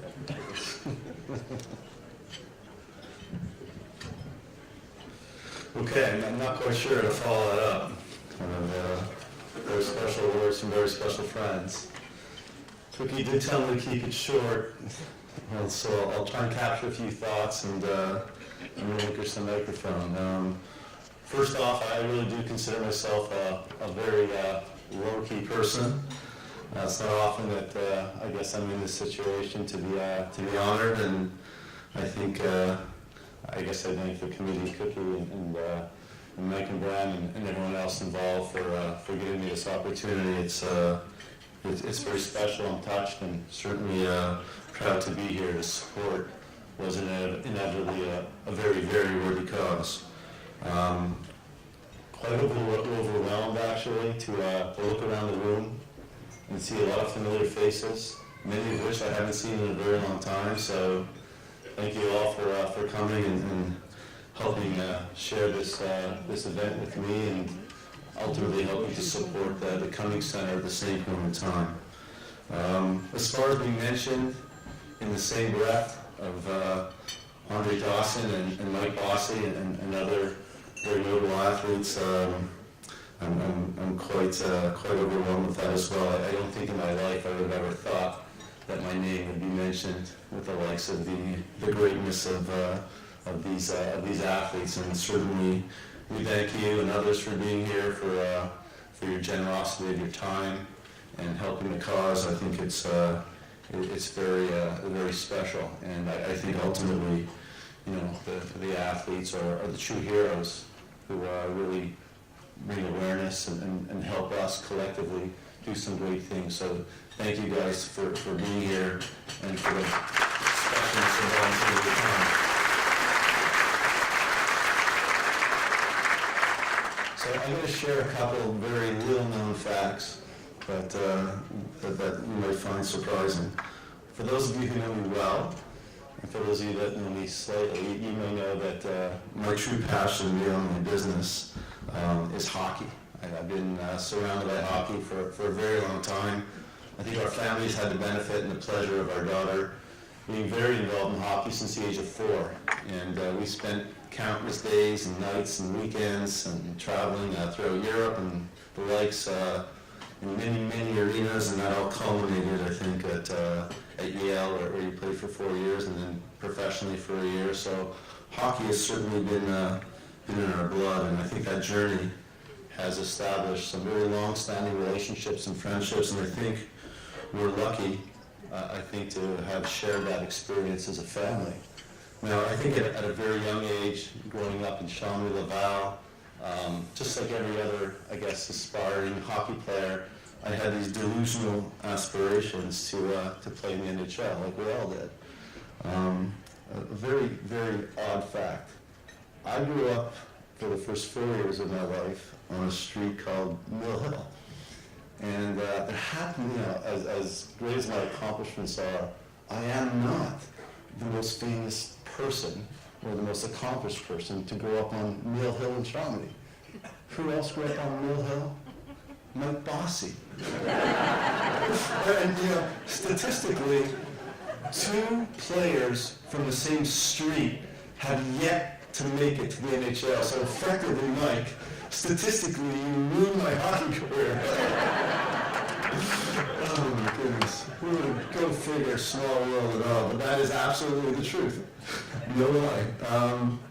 Second little-known fact, that despite my passion for hockey, when I grew up, I was a very avid baseball player, and I ended up playing Quebec Major Junior for the Eagles in Laval, and also had aspirations of making it, and that also was probably misguided. But I think when we were about 12, 13 years old, our parents, mine and I guess my buddy and my best friend growing up, Mitch Rosenberg, we would get dropped off by Mitch's dad, Joe, who's here in the audience, and by my parents. They just dropped us off at Jarry Park. We were 12, 13 years old, and we were just, it was an intimate ballpark, and we loved watching baseball.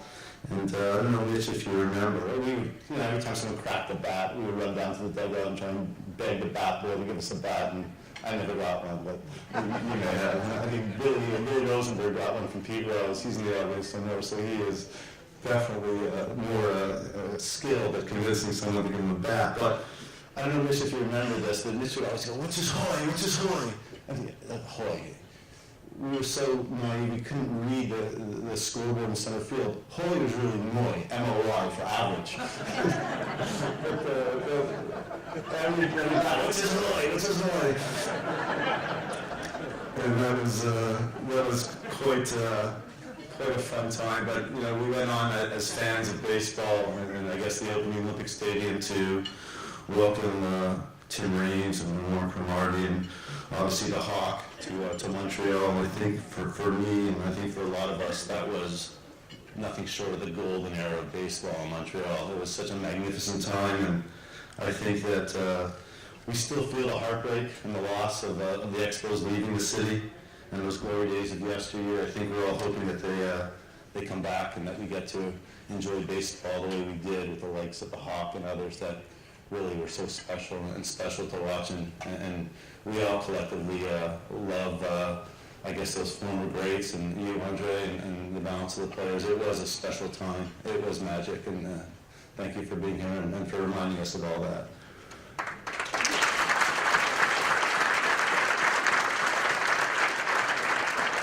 As far as business and some of the success that I've had, I guess the reason why I'm up here to a certain degree, I've had the great privilege and honor of working with people that I admire and ultimately love dearly.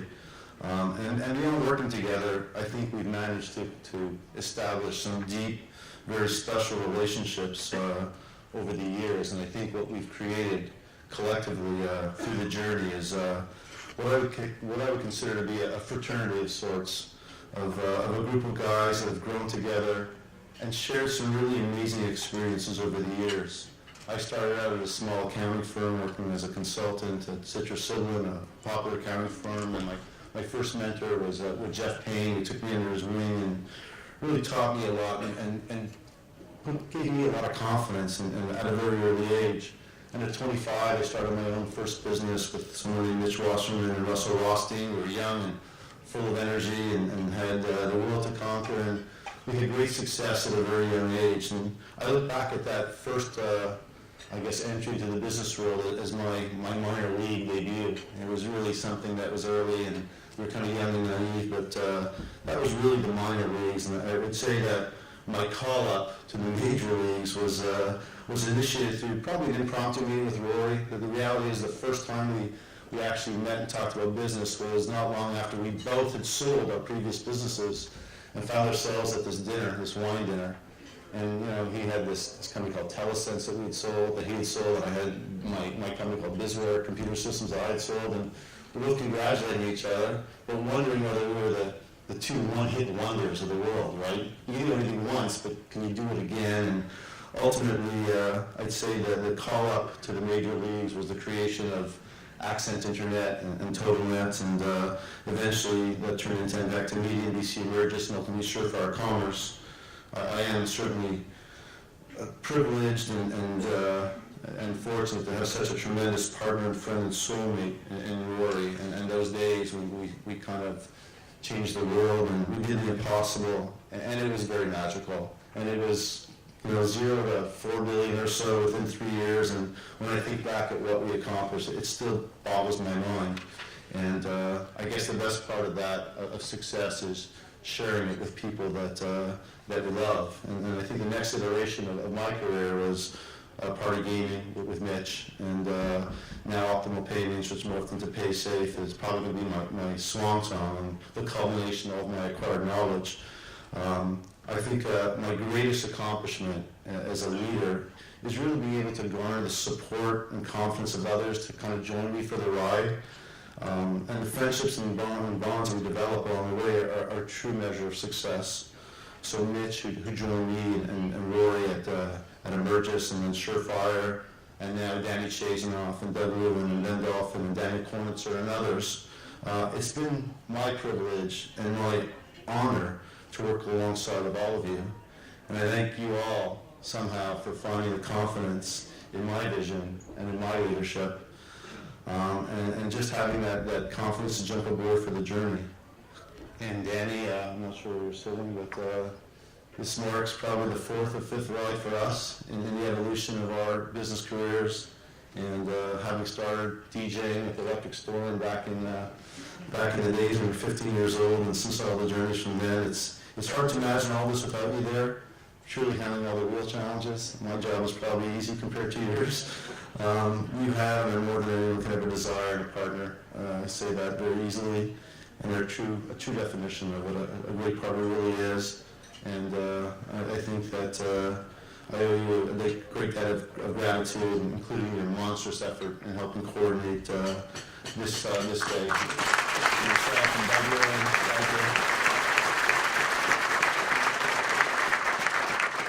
So as far as leadership is concerned, I think it comes in many forms. And sometimes when you rage into battle, sometimes you just want to kind of look around and see if there's anyone behind you supporting you. And I think that I've had the benefit of people believing in I guess, the battle and the fights ahead, so to speak.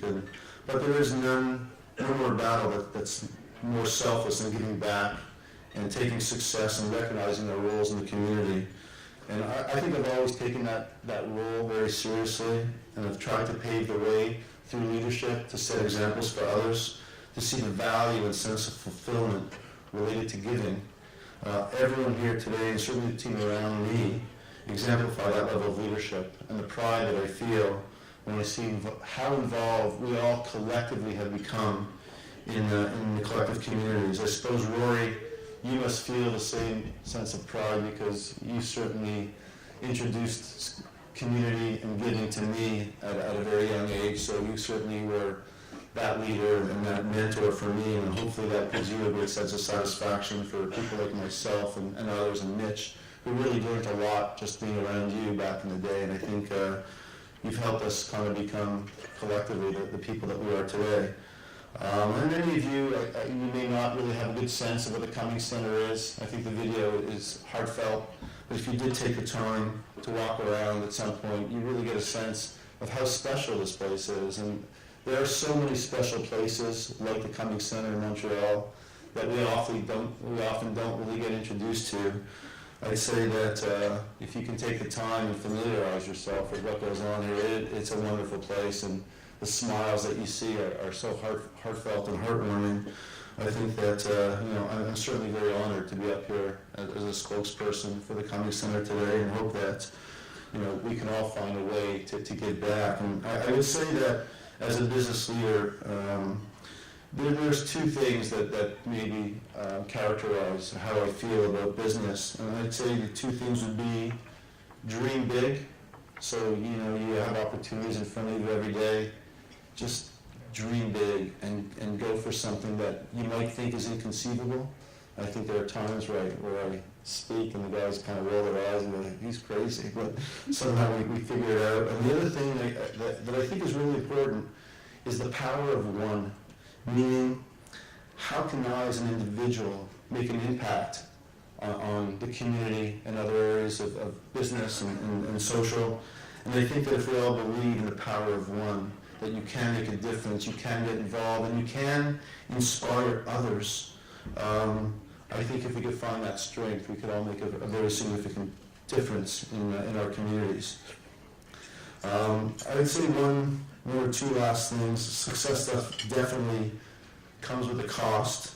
I'm sure that if I chat with Mike and with the Hawk, with Andre, and they would recount the dedicated focus and commitment it takes to become the best at what they do, which undoubtedly they have as Hall of Famers and successful heroes to generations of athletes and individuals.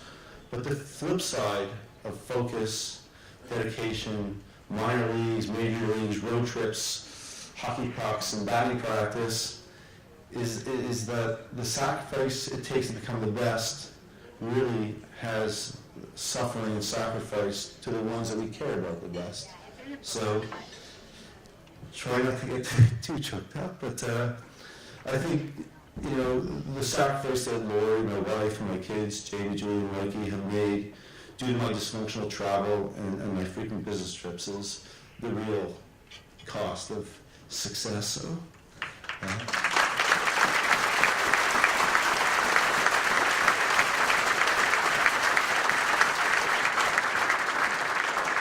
kind of a good price, but love you dearly and looking forward to our collective journey ahead. And there's a final note, and I've probably taken up too much time, but as a barometer of my own success, I think in my life, I would say that I always fall back to asking myself a very simple question.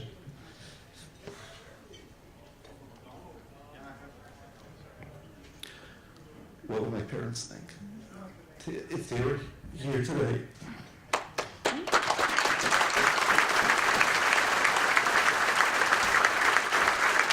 So I think if my parents were here, I'd say this little kid from Mill Hill and from Cornwall Street in Shawnee did some good, something to be proud of, something to inspire others.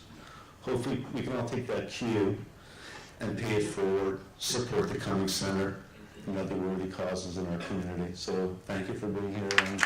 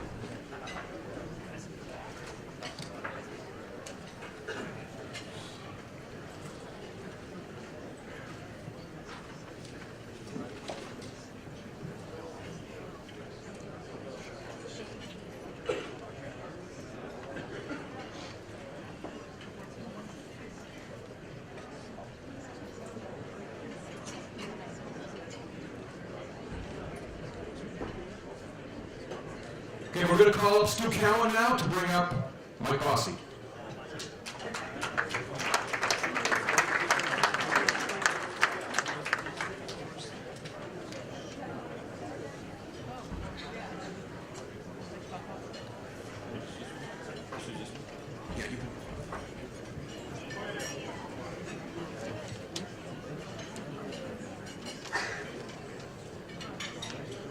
Joel, that was a fantastic speech. Congratulations on all your achievements and all your good work in the community. Math wasn't my best subject in high school, so I made a couple of notes about Mike Bossy because the numbers are a little bit mind-boggling. Scored 573 goals in the NHL, including 9 straight 50-goal seasons, 4 Stanley Cups, and this is after he was only drafted 15th overall. And there were a lot of people who didn't think he could score in the NHL. He obviously proved everybody wrong. Hall of Famer, Mike Bossy.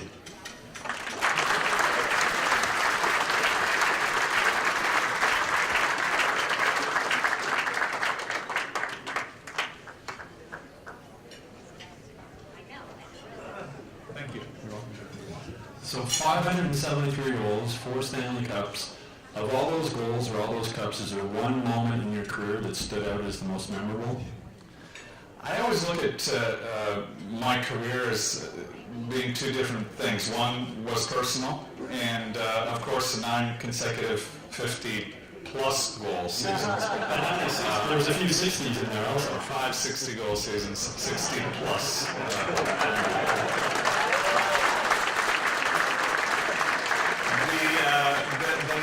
The 9 consecutive 50-plus seasons is probably my favorite, and I've always said to myself, Wayne Gretzky had 9 50-goal seasons, 9 50-plus goal seasons, but mine were consecutive. So I always say that when you did something that Wayne Gretzky didn't do, you can talk about it as much as you want, because there aren't too many things that he didn't do during his career. So yeah, on a personal note, the 9 consecutive 50-plus is a highlight of mine. But the most important to me, and probably favorite, is the 4 Stanley Cups that we won as a team. The fact that I was honored and had the privilege of playing with 4 other Hall of Famers on my team, and not only the 5 Hall of Famers that we had on that team, but just the group of guys that we had on the team, from the general manager right down to the training staff. We were a team, and as Joel was saying, you don't win as individuals, you win as a team, and it takes great individuals on a team. But that's probably two of my highlights. When you look at the NHL today, scoring 50 goals almost seems impossible. What's the biggest change you see in the NHL today compared to when you played? And could you score 50 goals today if you were still in your prime? To score at least 70, I think. You think I'm going to say that I wouldn't score 50 goals? Listen, defensive systems have become very, very good. I think they're, more defensive orientated staff that work in the NHL now than offensive. Equipment has changed, rules have changed, goalies are better. So there's a whole stack of reasons. But I also think that as the years have gone by, I don't think that 50 is the goal anymore. It seems that 34. I mean, if you can make $3 or $4 million a year scoring 20 goals, I mean, why kill yourself to score 50? So, the money has a lot to do with it. I really do think, and as the generations have come and gone, I just don't think that 50 is the goal anymore for players. How much would Mike Bossy make in today's NHL, or how much would you want? You have to bring that up, right? Yeah. Trying to make me feel bad. Now, when you were drafted, there was a lot of people who didn't think you could scored in the NHL. He went 15th overall.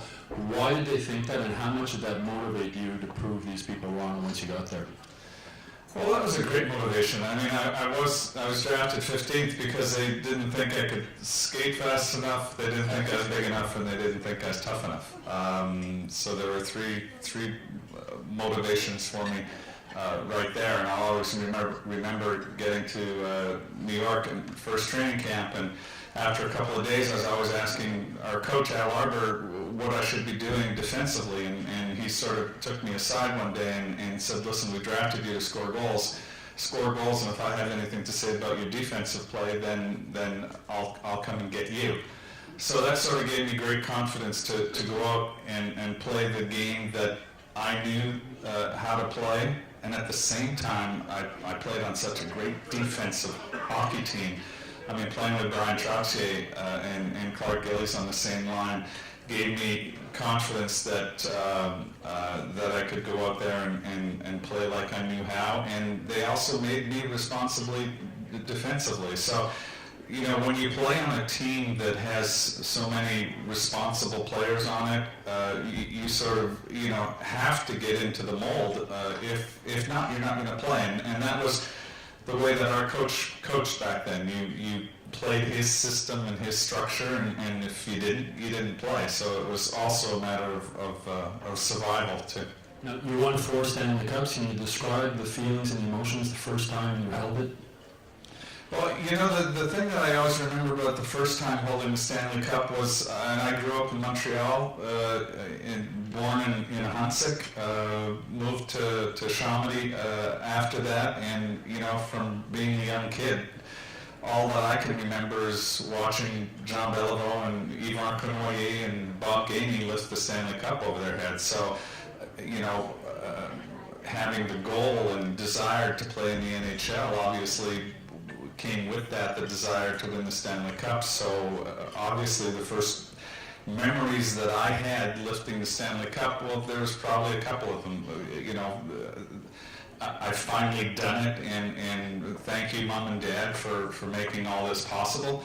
And the second was, you know, hey, I'm doing what I saw Jean Beliveau and Guy Lafleur and all those guys do. So it was quite a lot of fun, believe me. There's one picture that I have, and we don't have as many pictures from back then, and Chris knows this, of that they do now. So I have one picture of me skating around with the Stanley Cup over my head, and I have the biggest smile on my face. So it must have been a lot of fun.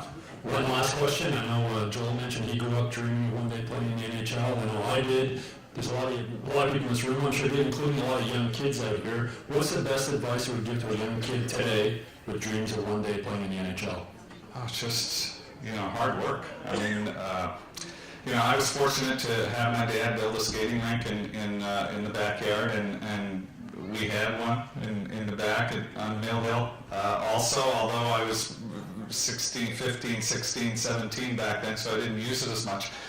But it's hard work. I mean, I don't care what kind of business that you're in. And all of the people, business leaders sitting here today, you didn't get where you got without hard work. So it's no different for any athlete. It's perfecting what you do well.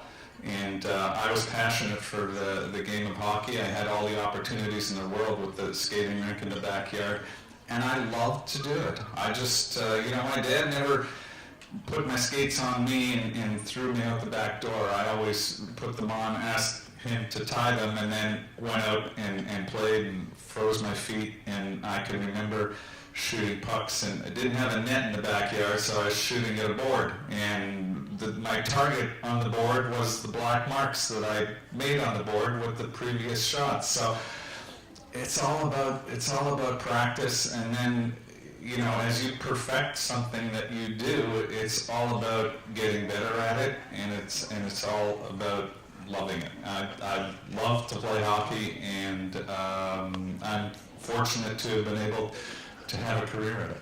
True Hall of Famer, Mike Bossy.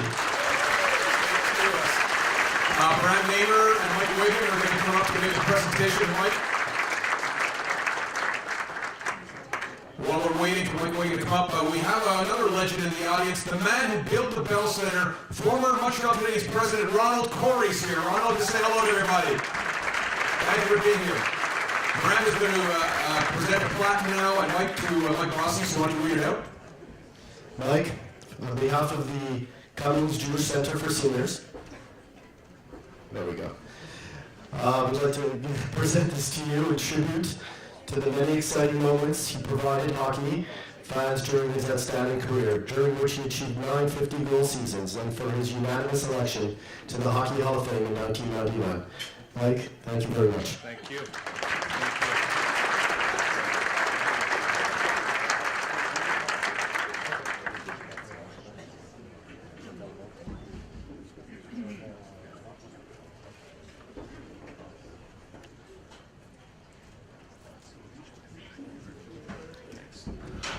I would say that Mike Bossy would be making $8.5 million a season right now. And we'll listen tomorrow to Marinaro and Melnick, and we'll see if they agree.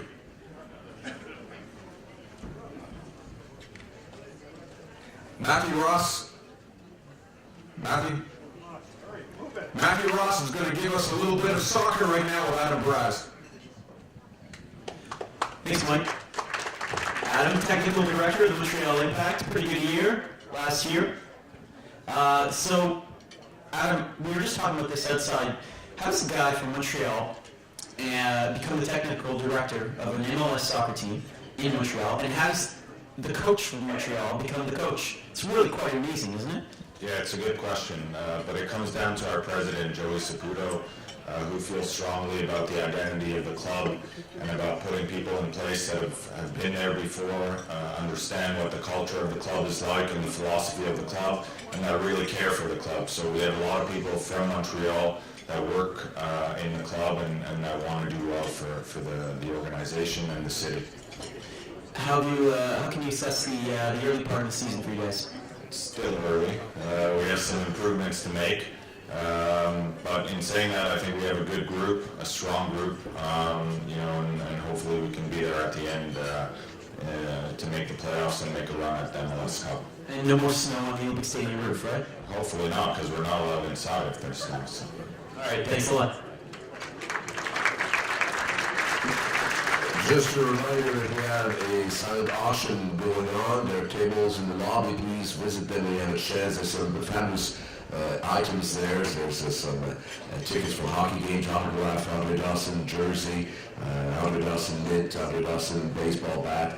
There are hockey sticks. There's a lot of things out there. So please go and check out our silent auction. Without further ado, please, I would like to invite now Mitch Melnick and Cookie Lazarus to present our next guest.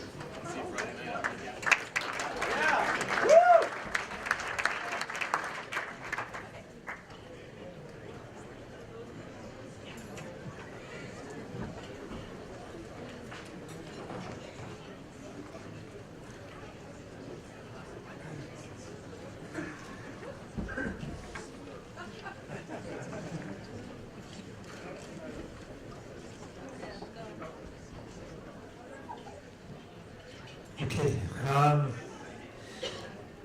Andre Dawson, known as Andre Nolan Dawson, a.k.a. The Hawk, a.k.a. Awesome Dawson, played 11 memorable seasons with the Montreal Expos during the period 1975 to 1986 inclusive, and was the heart of the Montreal Expos outfield during that time. In June of 1977, the Hall of Fame manager Dick Williams made Dawson the Expos starting center fielder, and he remained in that position for a decade. His career might have been shortened somewhat by reason of the fact that he had 12 knee surgeries. But notwithstanding those knees that were punished severely on Expos artificial turf, he finished his career in Cooperstown, New York, when he was inducted into baseball's Hall of Fame in 2010.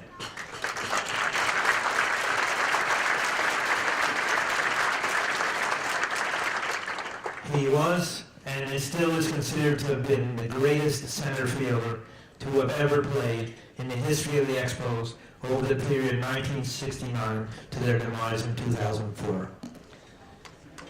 We're talking about some of his exploits as an Expo, I invite Mitch Melnick and Rodger Brulotte, the voice of the Montreal Expos during that period, who will interview Andre, and who will then have the presentation of the plaque to Andre as the Expos Baseball Legend Award winner for 2017, immediately following.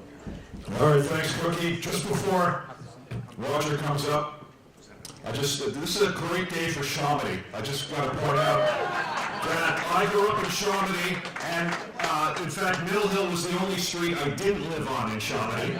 Our family moved around constantly. But Anakin Slade, I mean, who else is Chamonix proud here today? Look at this. Chamonix's hip again. Will you please welcome a guy who was the traveling secretary. He did everything for the Montreal Expos. He's one of the greatest ambassadors of our city and baseball in Quebec ever. Rodger Brulotte.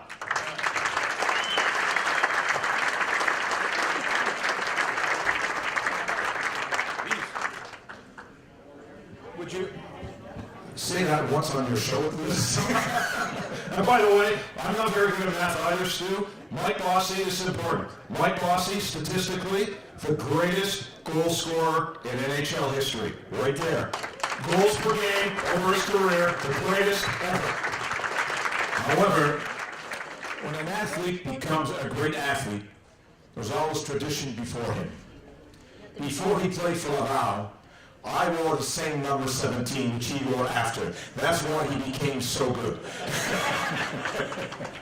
Rodger, you started working for the Expos right at the beginning. 1969. And I was 12. There were some there was child labor laws broken in. Oh, you're around back then. And it was a lot of fun. Obviously, it was Joel, very similar in Chamonix. I remember going on the Henri Grassa Metro as a 10-year-old, 11-year-old, 12-year-old, hanging out at Jerry Park all day and all night. I mean, who would do that today? I got away with it. I was like the equivalent of a rink rat in baseball.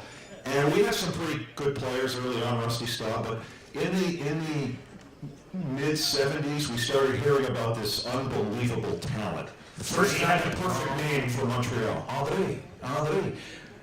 Hey, hold on. To go back to the Hawk, I still remember we had Futurama at Jerry Park. We brought up our young kids, and the Hawk was there. One of our young players playing left field back then when he joined us at a trial camp after I was signed. Then he went to Quebec City, had a career out there, unbelievable, hitting home runs. He kept on going. And then when he came to Montreal, I still remember, he came in and everyone was saying, Andre. And immediately, the Hawk was loved. And I think we saw the reaction today. The Hawk is still loved.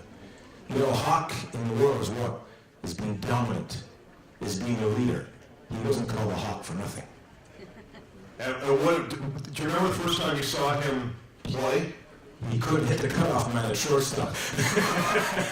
No, when I saw Hawk the first time, I went to see him, and he was playing in Miami before we drafted him. I went to Mr. Mel Beatty to see him play. Because back then I was with Mel Beatty in the player development. And I went up there and saw him and said, oh gosh, can he play? Billy Adair was a scout out there who got him to recommend to us. And when I saw the Hawk, people would say to me, one of the nicest moments I passed with the Hawk was on the road. We used to go to movies together. And we became friends. He'd come up and he said, Rodger, what are you doing tonight? How about you, Hawk? And we went to the movies together. We talked about movies, never talked about baseball. Ever since that, we've never did work together, we never talked baseball. We also talk about our families, we talk about everything. Here's a story that, excuse me if I'm talking a bit too much, we're in a broadcast, you know how we are. Hawk, one of his close members of his family, passes away. This is what I call friendship. We're in Miami. I go to the funeral. Now think about it. I walk into church. I think I'm the odd man in. I'm not sure. What happens? The Hawk, from the front row, comes to me about 20 rows back, grabs me in his arms, hugs me, and says, thank you. He found a way that I could be accepted with his friends. That's a leader.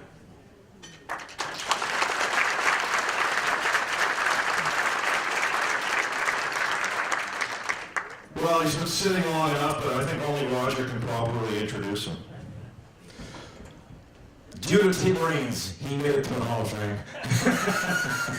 But when I think of him, when Gallagher was here today, we talked about it. He was a silent leader, and he was also a leader by his bat, the way he played.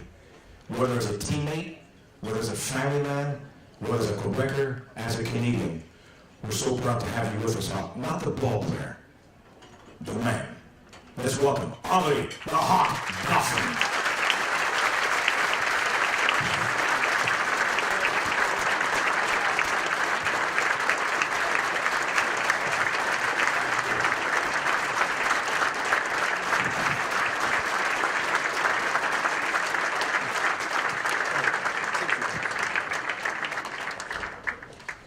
First of all, this morning has been amazing. Just to listen to Joel and to listen to Mike speak. That's a tough act to follow. Yeah, I think I just broke my plug. This was put together by Crazy Glue anyway. But I'd like to take the opportunity to just say thank you for inviting me to participate and be a part of this morning. It's for a great cause, and you know, I'm getting at that age now where I may have to call on the committee.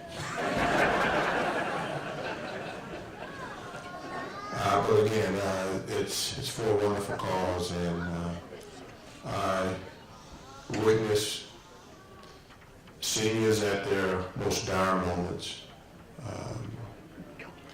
My grandmother, in particular, who suffered from Alzheimer's, and I think the toughest thing for me was to close her coffin. And she was always my chief inspiration, motivator, because she initially drew me to the church and taught me the importance of prayer and how to believe that anything you want to accomplish in life can be accomplished if you set your mind to it, if you set goals, if you get down on your knees and you thank God for your blessings even before you receive them. And she was the one that told me that your education is your stepping stone in life. You might have talent, you may want to play baseball, but for me, education is going to be the key. And as long as she lived and was able to understand what it was I was trying to accomplish, I made certain that I would not disappoint her by not getting my education. The baseball thing, that was sort of secondary. And then it also sort of came to fruition because that was my childhood dream. But I can't say enough about what this cause stands for. And again, I'm indeed delighted to be a part of this morning's activities. Thank you.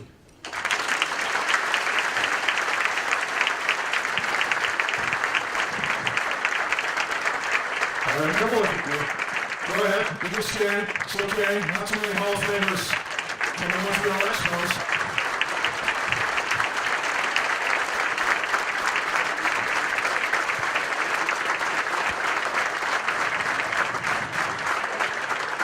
Joel was talking earlier about the glory years of the franchise. How meaningful is it for you, Andre, to know that you're enshrined in Cooperstown forever, as is Gary Carter, and as Tim Raines will be as of this summer? Well, I got the opportunity to play with some very fine ball players that you mentioned, that you made note of. Tony Perez also, who took me under his wing. Pete Rose when he was here. Al Oliver, who arguably is a Hall of Famer in my opinion. But I look back and those were exciting moments. They gave me an opportunity, the Expo organization, And it wasn't supposed to turn out this way.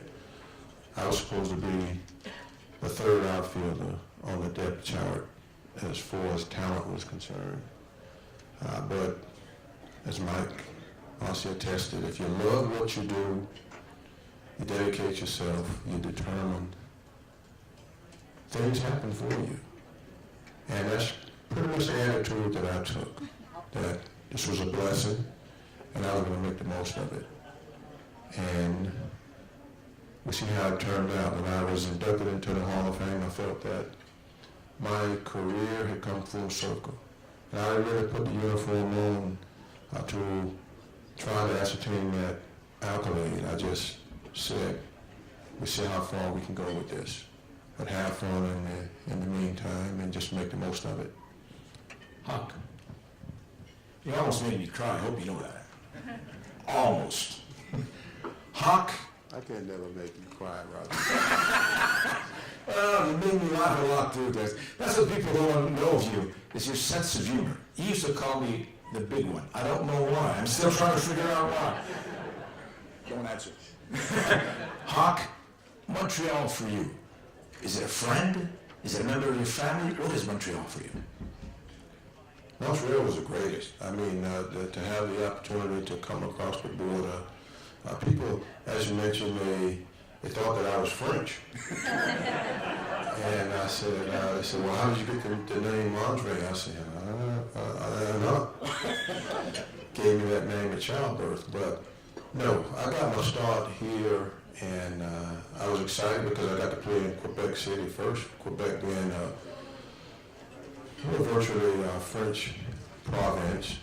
And then I'm thinking, now we got the language barrier, but I came in contact with people that spoke both languages, and I met a girl who I felt, well, maybe she'll teach me French, but her name was Andre also.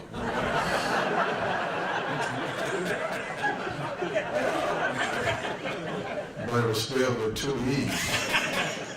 And luckily enough, it was early in the relationship that I think she understood. I said, well, I think if I want to stick around, you can't tamper with the boss's goods. So we just, from that point, ventured out to be really, really good friends. But Montreal was always special. I was very, very deeply touched, undisturbed, I should say, when they lost the organization. Because I always felt that Canada needed two teams, not one, and this is where it all started.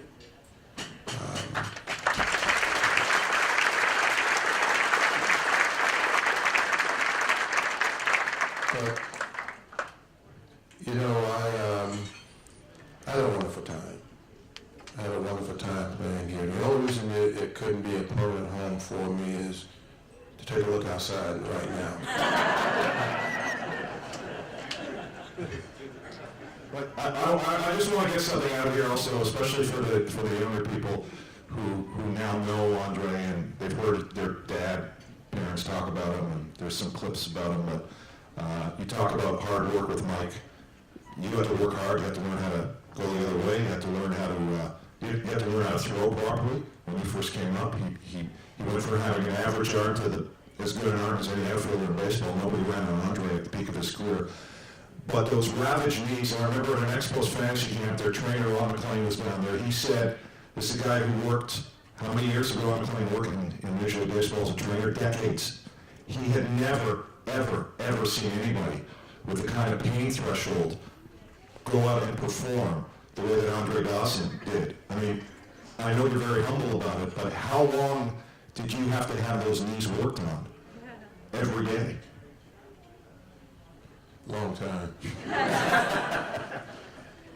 Well, there was a process involved. I was usually the first one to get to the ballpark, and I had my routine that I'd go through. I'd do some light exercises, stretching, get in the whirlpool, I get a rub down, I go to the knee extension machines, and then I get them taped up. After we come off the field, I would ice them down, get them retaped, and play the game itself. And then when the game was over, I would ice them down again. So it was a process. It was a daily ritual for me that went on for all of 20 years. You were glad, no doubt, to get rid of those knees. Well, I got rid of one of them. Actually, I had that one replaced twice. Now I'm kind of fighting off the other knee, but hey, as long as they hold me up, I don't play baseball anymore.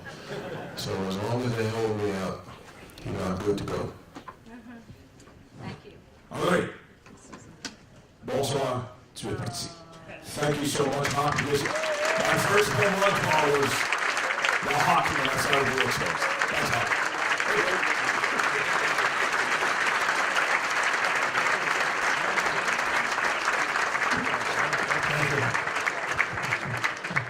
Andre, I have the distinction to present you the Expos Baseball Legends Award this year, presented to Andre Dawson, the Hawk, for his 11 memorable seasons at the heart of the Montreal Expos outfield between 1976 and 1986, and in recognition of his outstanding leadership on and off the field and his induction into the Baseball's Hall of Fame in July 2010.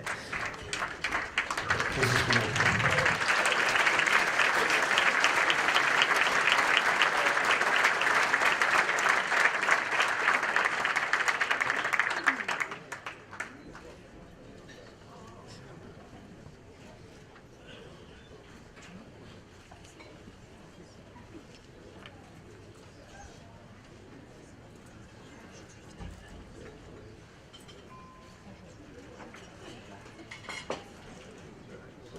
You're a great coach.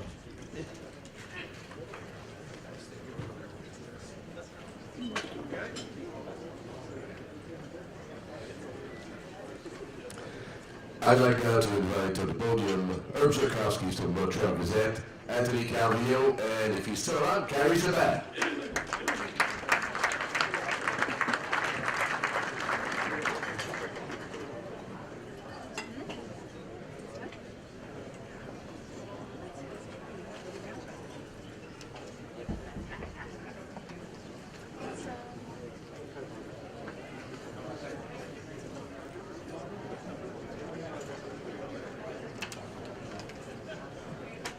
Thank you both, gentlemen, for being here. I know, Kyrie's, you have another function today, and you have to go. Why don't you just tell us a little bit about what you're doing today? Not a new event, you've done it for a few years. Well, today, myself and a few of my Alouette teammates, we hosted a thing called Lace It Up Football for Her. It's an opportunity for the women of the city to come out, learn football from the pros, and all to benefit young kids with cancer through Lucon. So it's a really good time. It's the 5th year that I've actually coordinated, so I don't have to just be there. I actually have to run the event. So I almost made it to the door, but I was brought back, and I'm glad to be here. Thank you guys for having me.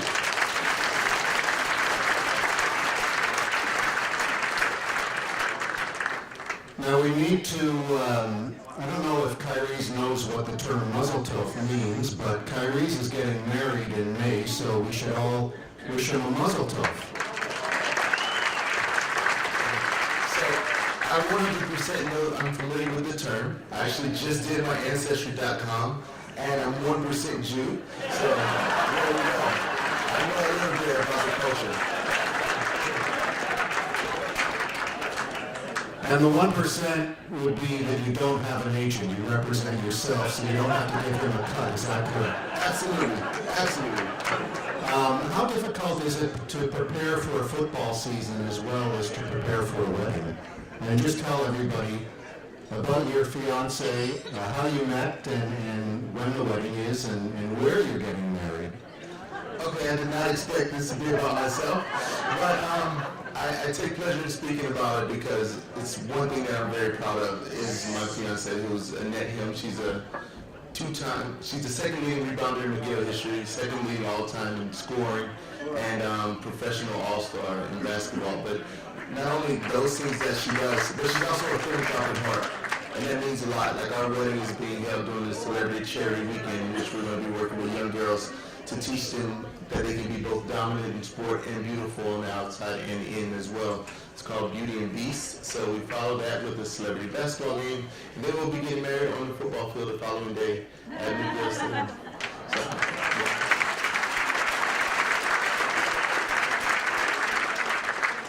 And if you're looking for a nice place to honeymoon, Amanda Stein has a place in St. Bart's. Thank you for being here. I'd like to speak to Anthony Calvillo. Anthony's had a busy day, a busy week, and a busy night. He was in Regina for the CFL Combine and the CFL Week. He landed this morning at 2:15. So we appreciate you being here. If you're not aware of it, on Wednesday, the Canadian Football Hall of Fame announced that Anthony is part of the 2017 induction class.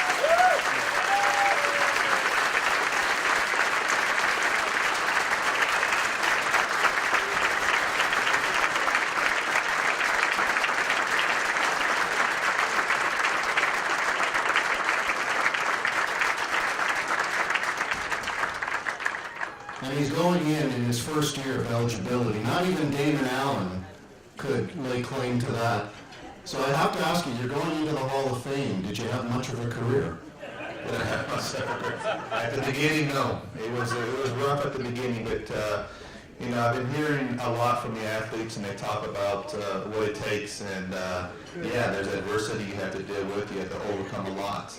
But there's a lot of work ethic and a lot of hard work that's put into this craft, and once you get to a certain level, you want to stay there, and that's how it was for me. So playing professional football for 20 years, it was amazing. I walked away physically pretty good. I've had maybe just one surgery over my career, and to this day I'm pretty healthy, so I'm happy about that.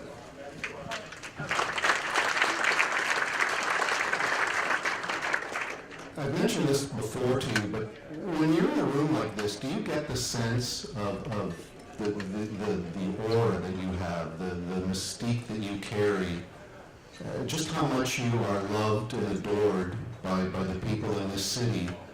And why do you think that happened to a kid from East Los Angeles? How did this phenomenon of Anthony Calvillo take place? For me, I still just consider myself this young kid from La Puente, California. I don't see myself as this athlete that paid for 20 years. I still gotta go home. I still gotta wash the dishes. I still gotta throw the trash. All that stuff comes into play. But I think back, I think what changed for me was back in 2007 when Alexia, my wife, was diagnosed with cancer, and she fought it and overcame that. I went through cancer in 2010. I fought that. Thank you. And overcame that as well. So I think, the city was amazing. The country was amazing with all the support that we had. And instead of seeing me as an athlete, they just saw me as a normal person going through everyday adversity that everybody else does. And being from Los Angeles, making Montreal my home, getting involved in the community like so many athletes do, I think all that comes into play. You're now into your second, third year of coaching. What is more difficult, being a player for all those years, or now being the coach, and of course knowing that the outcome of a game is in somebody else's hands, and you don't have the ball in your hands anymore. You can only prepare them, and then they have to do the rest. Oh, it's definitely coaching. Dealing with athletes, my goodness, it is one of the most difficult things I ever had to do. Being in the locker room as an athlete was fine. I always was making fun of the coaches, like, man, you got to put up with all these different personalities, manage everybody. Well, now I'm in that position. And so I'm learning a couple of things. One, I have to be a lot more patient. And two, I have to see the game through their eyes, not through my eyes, because I was able to see it differently. But I am pushing them to make sure that they play at a certain level that I think they could get to. And that's the challenge that I have before me. You don't realize it, but you're fifth on the depth chart going into training camp. Thank you very much, gentlemen, for being here.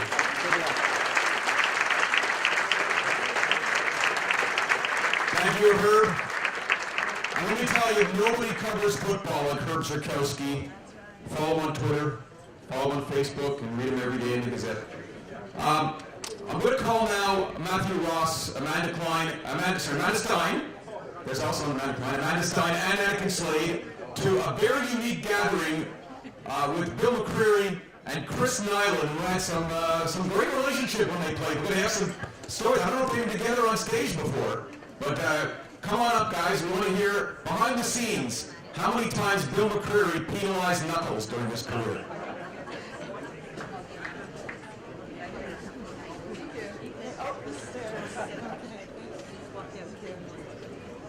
Okay, first lady on stage, all day, great. I'm not used to being, I feel like I'm going to be put in the penalty box or I'm going to be, punched in the face standing right in the air. So I guess the best way to really do this is to let the two of you start talking because you guys have a bit of a history, I would imagine. Go ahead. I first of all like to say congratulations to Joel, and what an honor to be here and part of this today with all these wonderful athletes, Andre, Michael, Chris, and everyone else. Thank you. Contrary to what people believe, when you're an official, we don't win anything. Our job is to try and keep an event, a hockey game, fair and safe. So I believe that when Chris was playing, and I would love to have hit him as a teammate because he always had your back. Sure, he fought a lot, but Chris worked very, very hard for his teammates, and I would think anyone that had the opportunity and pleasure of playing with him, because I know it was a pleasure to referee him, because he just played hard and he didn't bother us. He did his job. It would have been an honor for those players to play with Chris as well. So I've always respected Chris, and it's funny to hear him.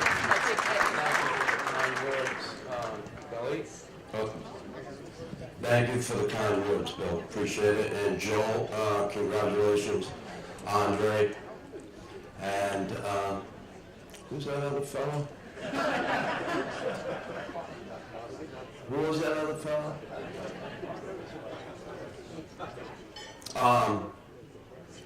Contrary to what people may think, Bill McCreary and I never really had a bad relationship. Now, a lot of referees I did have a tough relationship with, but Bill wasn't one of them. He actually, and I remember game 3 in the Stanley Cup final, I hit the crossbar once, and I hit the post the second time. And he actually skated by me and said, hey, next time, try and hit the net. And unfortunately, I didn't have the scoring prowess that Mike Bossy has, or had. And I, like many athletes, had to work hard to get where I got. I guess you can say the thing I was most proud of in my career is, winning the Stanley Cup with my team, the team I hated growing up. But I not only fought and took up for the smaller guys or protected the better players, the Hall of Famers, if you will. I enjoyed doing that, but for me, my biggest accomplishment was that I became a full-time NHL player and I could be put on the ice in any situation. And that means the power play.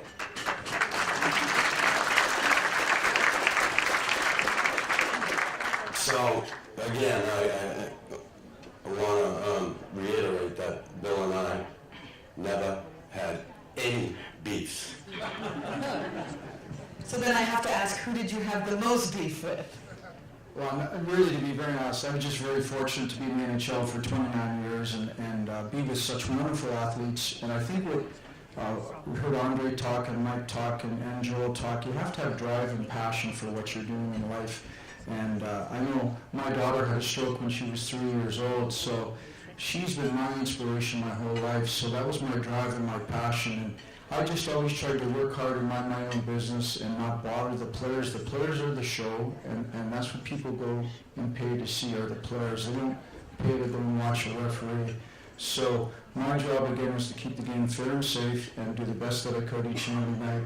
And just, I was very honored to be on the ice with all those athletes.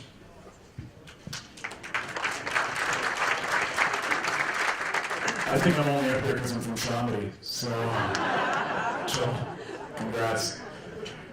So the other side of Knuckles that I got to know personally, here's the thing. Knuckles and I traveled together in a van for 9 hours. We went up to the reservations up north, a couple of native reservations, talking to Knuckles did a great job. He talked to the kids about bullying, and I did a little performance for them, and it was kind of an interesting duo here, driving all that time and getting to know each other. But what I always thought was interesting is, like, how do you go and you talk to these kids, and, you know, obviously they know a little bit about you, and you tell them about yourself, and basically you kicked a lot of butt in the NHL for many years, and then you got to go and tell them, well, you know, bullying is wrong, fighting is wrong in certain contexts. So I don't know, how tell them what you told the kids, because I always thought it was very interesting how to approach that. That's cool. Yeah, that's probably the most difficult part is when I get asked when I'm talking to kids about bullying and how hurtful it can be and how it can scar some people for the rest of their lives. And when kids ask me about that, well, you fought when you played in the National Hockey League, weren't you a bully? And I'm like, well, not really. Not really. But what I would say is that, you know, playing in the NHL isn't real life. Real life is going to school. Real life is going to work every day. And not that we don't work hard, but the NHL is not real life. And that whenever I had to fight, I usually did it because I had to stick up for somebody who was smaller than me. But when I get asked the question, well, you had to fight, and that's where I go the other way on them and tell them that it is not real life, the NHL. But I enjoy doing it. I enjoy being involved in the community, doing that, and yeah, it's just a lot of fun. All right, Knuckles Island. I have one quick one for you, because we've heard a lot about athletes today and the struggles coming up and how they made it to where they are, but we don't often hear how referees get to reach and attain the NHL. So I was just wondering what advice you would give to young people who maybe want to go down that avenue in the sport. Well, I think for the younger people here today, ladies and young men, it's a wonderful way to stay in the game. You connect, you do a lot of networking. You can make some money to help get yourself through school, college, university. And it's no different than hockey, really. You start with the little kids, or like in baseball, you start at the minor leagues, and you work your way up through, and hopefully somebody sees you along the way. You do something that maybe catches someone's eye. And they ask, I got invited to the National Hockey League training camp in 1979 by Mr. Morrison, and he informed me there were some jobs available, but they were interested in for me to keep working hard, so I did, and in 81 they hired me. So it's a process, just like we've heard today, it's a process, but you have to have that passion, and you have to have the work ethic and desire to do it. And would you have given Sidney Crosby a penalty for chopping off Martin Thuth's finger? That play happened. I was talking to Matthew Darcy at Mahoney, and that play happens 10 times a night. It's an unfortunate situation. It's a hockey play that went bad. Ottawa wouldn't agree with that, but yeah, it's a minor penalty.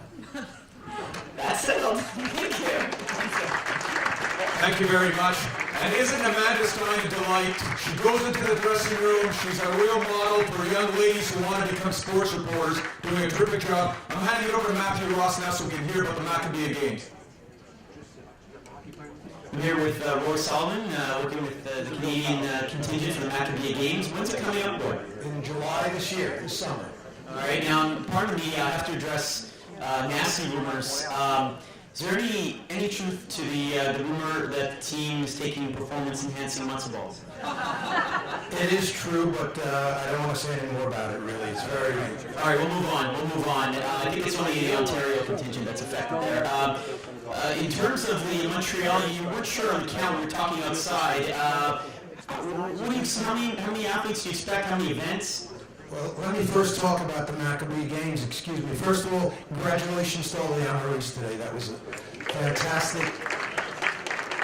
The words and speeches and everything was just the best I've heard. Maccabee Games, for anybody who doesn't know, take place in Israel every 4 years, sometimes referred to as the Jewish Olympics. There'll be 9,000 athletes competing in July in Israel, all over the country. It's a tremendous event. It really is one of the greatest events you can be involved with. All right, you competed yourself. Yes, I competed in basketball in 1969. And you were a guard, you were telling me, kind of like a Magic Johnson, or more like a what? Nothing compared to Magic Johnson. I mostly passed the ball to my friend Mike Bossy, who's sitting back there, who took most of the shots, but I was a point guard. So you were the point guard, he was the shutter. I just threw it up. All right, thanks so much. Good luck. Thank you very much. And now I'd like to invite on the podium Tony Marinaro and Michael. Thank you very much. My late dad, who Andre Dawson would recognize, he saw his picture with the name of Larry Fredericks. His real name was Lawrence Frederick Cole. He covered almost every Expo game from the time they started. He passed away, hard to believe, 4.5 years ago. He was very involved in this event, and every year now we name the Larry Fredericks Media Award, and the winners have been Red Fisher, Dick Urban, Herb Zurkowski, and Dave Stubbs. And we have another winner this year, and Tony Marinaro is going to tell us a little about him because he's very good friends with him, and he was a very good friend of my dad.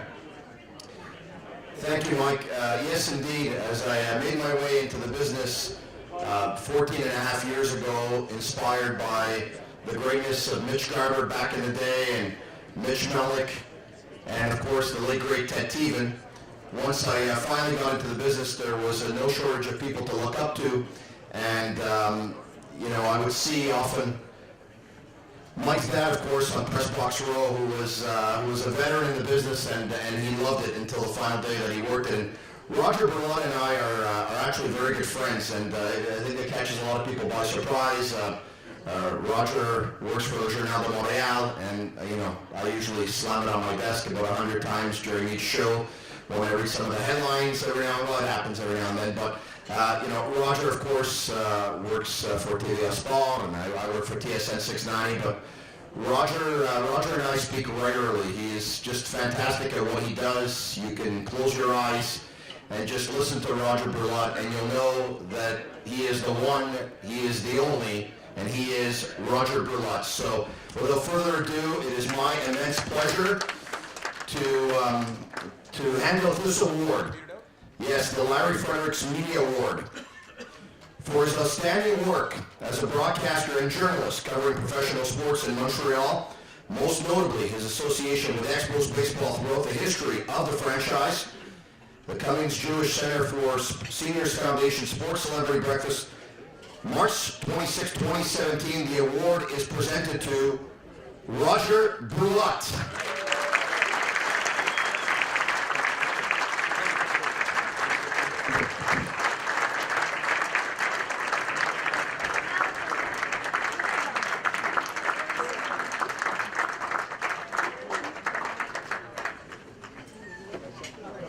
Rodger's going to say a few words, but each member, each winner had a very deep relationship with my late father. My brother Chuck's in the back of the room. We're very, very honored, and my dad loved Rodger. Big fan of his. Rodger, thank you very much. Merci beaucoup. Thank you very much. When I came into the hall before, the first person I met is Herb. Herb says, Rodger, congratulations. You're 2 years after me. Thank you very much, Herb. I appreciate that very, very much. But for myself to be here, why my name is Rodger is because of my mom. My mom's from Liverpool, and that's where the D comes from. And when I started doing baseball in French, the first thing she said, I won't listen to Dave Van Horn anymore. I said, no, Mom, you won't listen to Dave Van Horn anymore. But for me, being a French Canadian from the east part of Montreal, to be honored today, I can't say more than thank you. It touches me very much that you're taking a chance to honor a little Frenchman from the East End. It's very important, because sometimes we forget how we work together, and we do. When I see the guys that are here, I have to laugh. He started off at Jerry Park, Mitch, you were there, covered the baseball games, then you went to broadcasting, now you do something in the world, I don't know what, but you're involved in something today. And I look around, I look at my friends on TSN, the same thing. We all started together, and 30 years later, we have a problem. We're still friends. So when someone tells me that the French and English cannot be friends, bear me to say it's not true. On my closing remarks, Larry Fredericks was the first guy who welcomed me at Jerry Park when I saw the Expos in '69. And there was also a thing, he loved sports. He used to do a baseball game, a football game, and a hockey game in the same day. But every time it was a baseball game, there's always one thing you have to remember. The thing you're not allowed to say in baseball is it's going to be a quick game. Because whenever you say it's a quick game, that means it's going to be a long game. For exactly 38 years, Larry used to come up on the press box after the first pitch, it's going to be a quick game today. And we had some 20 innings, we had some 22 innings, it's unbelievable. But just before finishing, I see Dr. Mulder. Doctor, we talk about sports, we talk about athletes, but the lives that you saved, not the players you brought back from injuries, but the lives that you saved as athletes and non-athletes, it's much more than the Hall of Fame. It's much more than that. Thank you. And just to finish off, Joel, you played baseball. You played for les Eagles. You played for les Aigles. Au Bac Montmorency. I think of Paul Wilson back there who played with you. I think of the players that were back then, and you had fun. The only mistake you made at Jerry Park, you asked the bat boy instead of me for a bat.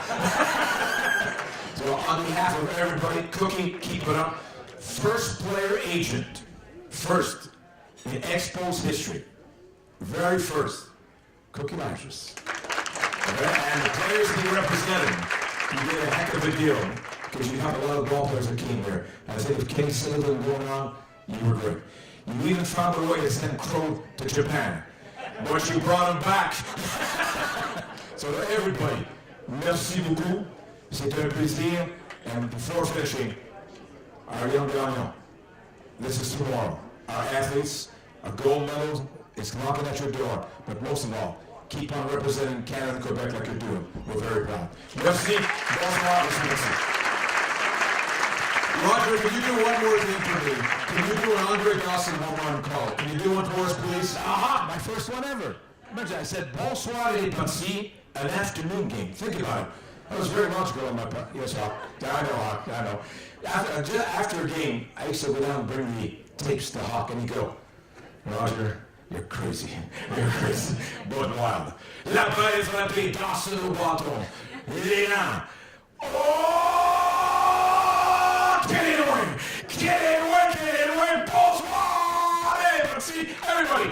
Dawson!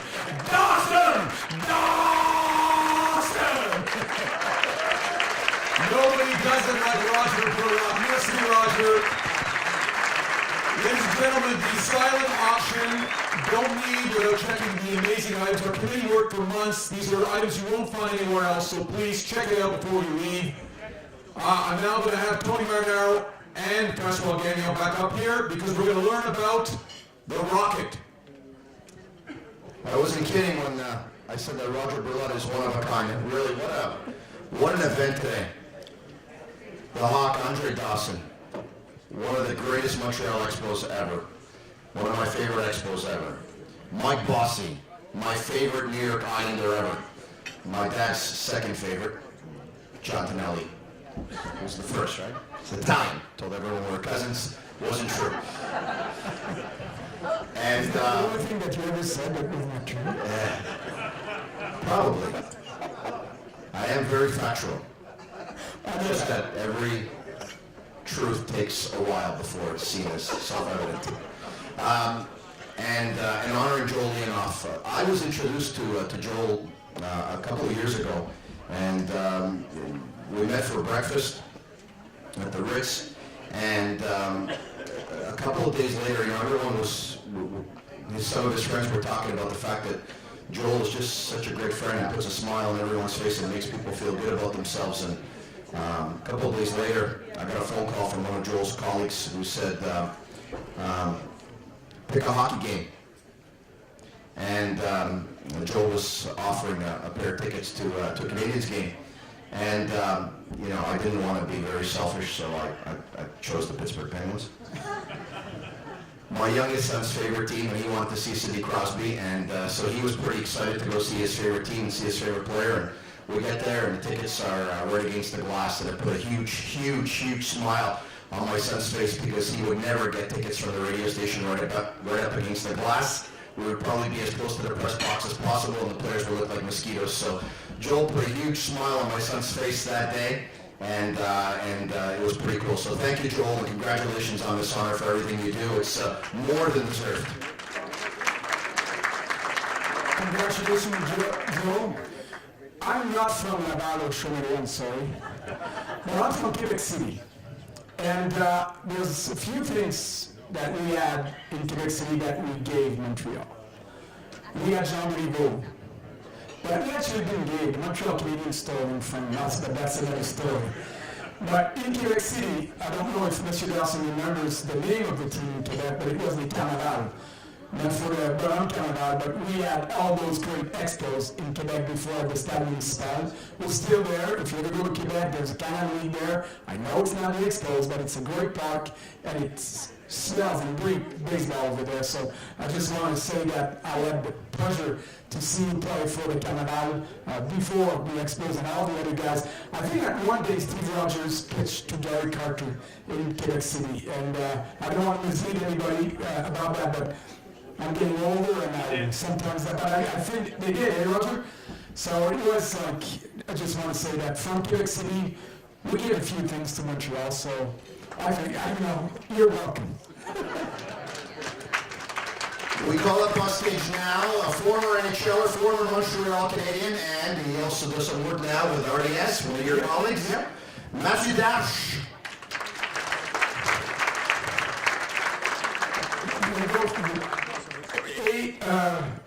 Je vais dire en français un petit peu. There's a new branch of the Canadiens in Laval coming in next year, and for the Rocket of Laval, the farm team of the Montreal Canadiens, Monsieur Vincent Lucier.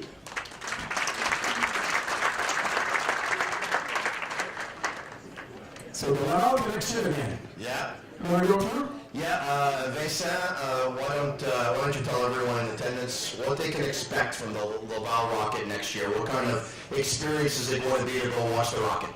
Well, for the ones of you who don't know this, the Place Belle is coming in Laval next year. Unfortunately, it's not in Chambly. But it's in Laval, they're in, and everybody from Chambly will be more than welcome in Laval. So the Place Belle will open its door in September from now. The building's going to be ready in 3-4 weeks from now.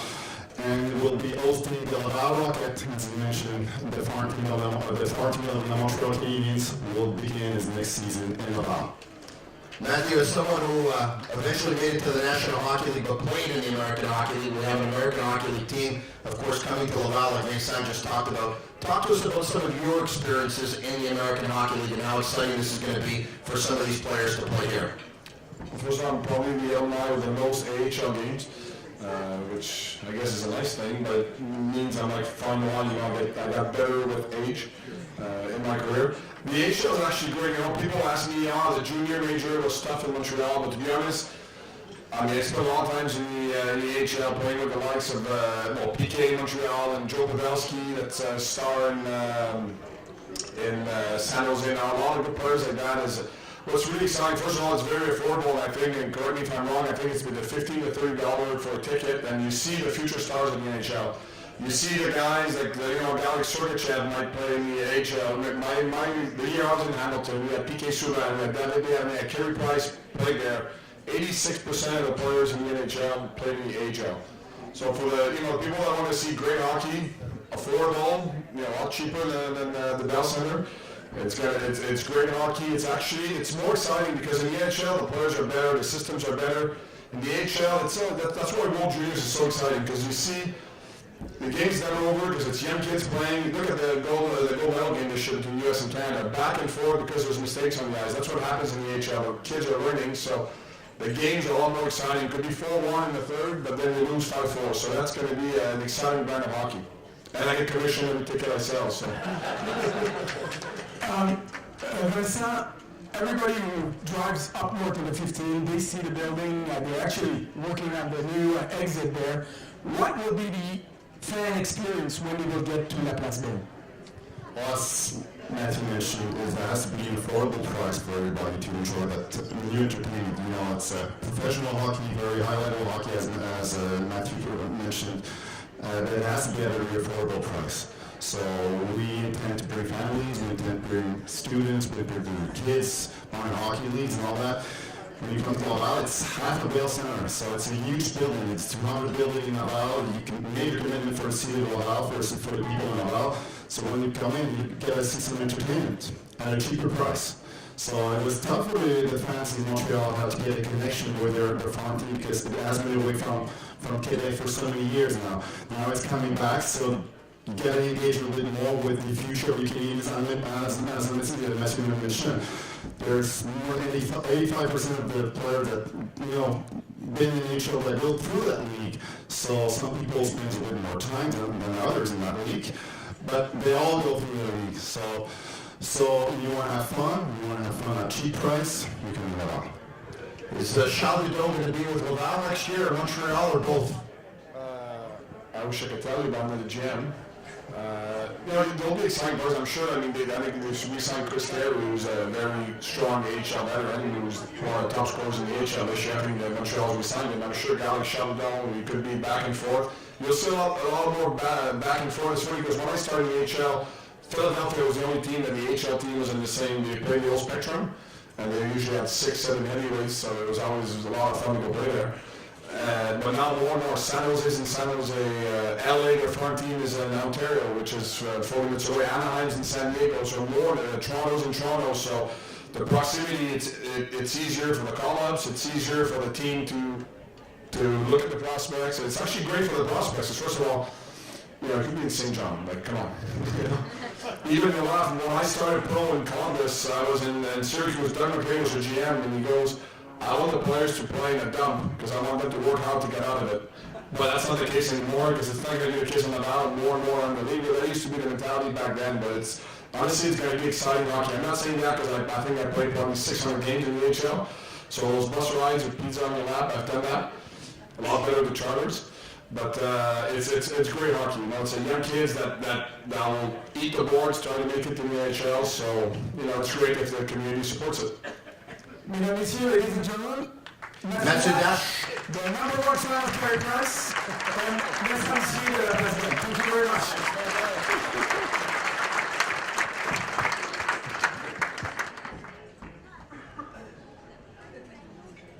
I'd like to invite Herb Zurkowski and Marc-Antoine Gagnon.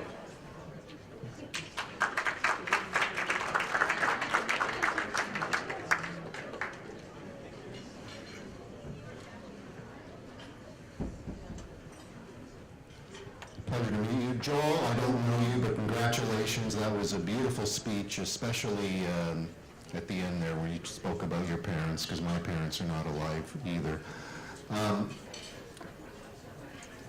Mark, I don't know you. I don't cover amateur sports. You're here in a room today where they're honoring great athletes. I know you didn't get into your sport for the media attention, but the unfortunate thing about all amateur athletes is that for about 3.5 years, you guys basically fly under the radar, and then when the Olympics are coming up, everybody pays attention to who you guys are and know who you are. Does that bother you at all? Does that ever upset you? Not really. Like so many great athletes said earlier, to be good at what you do, you need to work very hard. But one thing that is very important too is you need to enjoy what you do. And I feel like I got into sport because I do freestyle skiing more, and I got into sports because I really love skiing, and I think that's pretty important. And I do my sport will last 20 seconds. And as an amateur athlete, you train for 4 years to go to the Olympic, and you have 20 seconds to perform. So it's pretty crazy to work 40, 50 hours a week for that 20 seconds, and I think it's if you don't like what you do, you're never gonna make it. This young man was fourth at the Sochi Olympics. He missed a medal by this much. Athletes will always say that it's probably more gut-wrenching to lose a game by a goal or by a field goal than it is to get blown out. How did you feel about being so close to a medal, but not getting it? Well, obviously going into Sochi, my goal was to get a podium, and I missed it by just a few points, but I think I enjoy feeling ending up fourth more than fifth or sixth or whatever. It was my first Olympic experience, and it was pretty stressful, and it was a big moment in my career, and I think I performed pretty good, and that's going to be a good training for next year. Hopefully I'm going to go to Pyeongchang in 2018. Hopefully I can do a little bit better in foot. And I have to ask you, again, you're in a room with athletes that have had knee problems, and what you do, it's such a short amount of time, as you said, but I can't imagine the pressure that your knees withstand when you're going over those hills, those moguls. So how do you do it, and how are your knees? My knees are great, and I think I heard Andre 12 knee surgery. That is something else. And, I've been really fortunate to have healthy body and good knees. I had a shoulder surgery last year, which is odd because in roller skiing you think about your knees, but I've been super lucky so far, and hopefully I can make it through next year injury-free. Thank you. Thank you. Merci for this specimen. Questions? Thank you very much. Antoine joined us here courtesy of RBC, a good sponsor of the event. Well, thank you very much. The raffle tickets, the winning names are posted just outside the hall. The silent auction, I believe it's closed now. If not, you go check it out. We always try to finish by noon, and we did it by 5 minutes. Thank you very much for coming. We'll see you next year at our 14th annual Sports Celebrity Breakfast.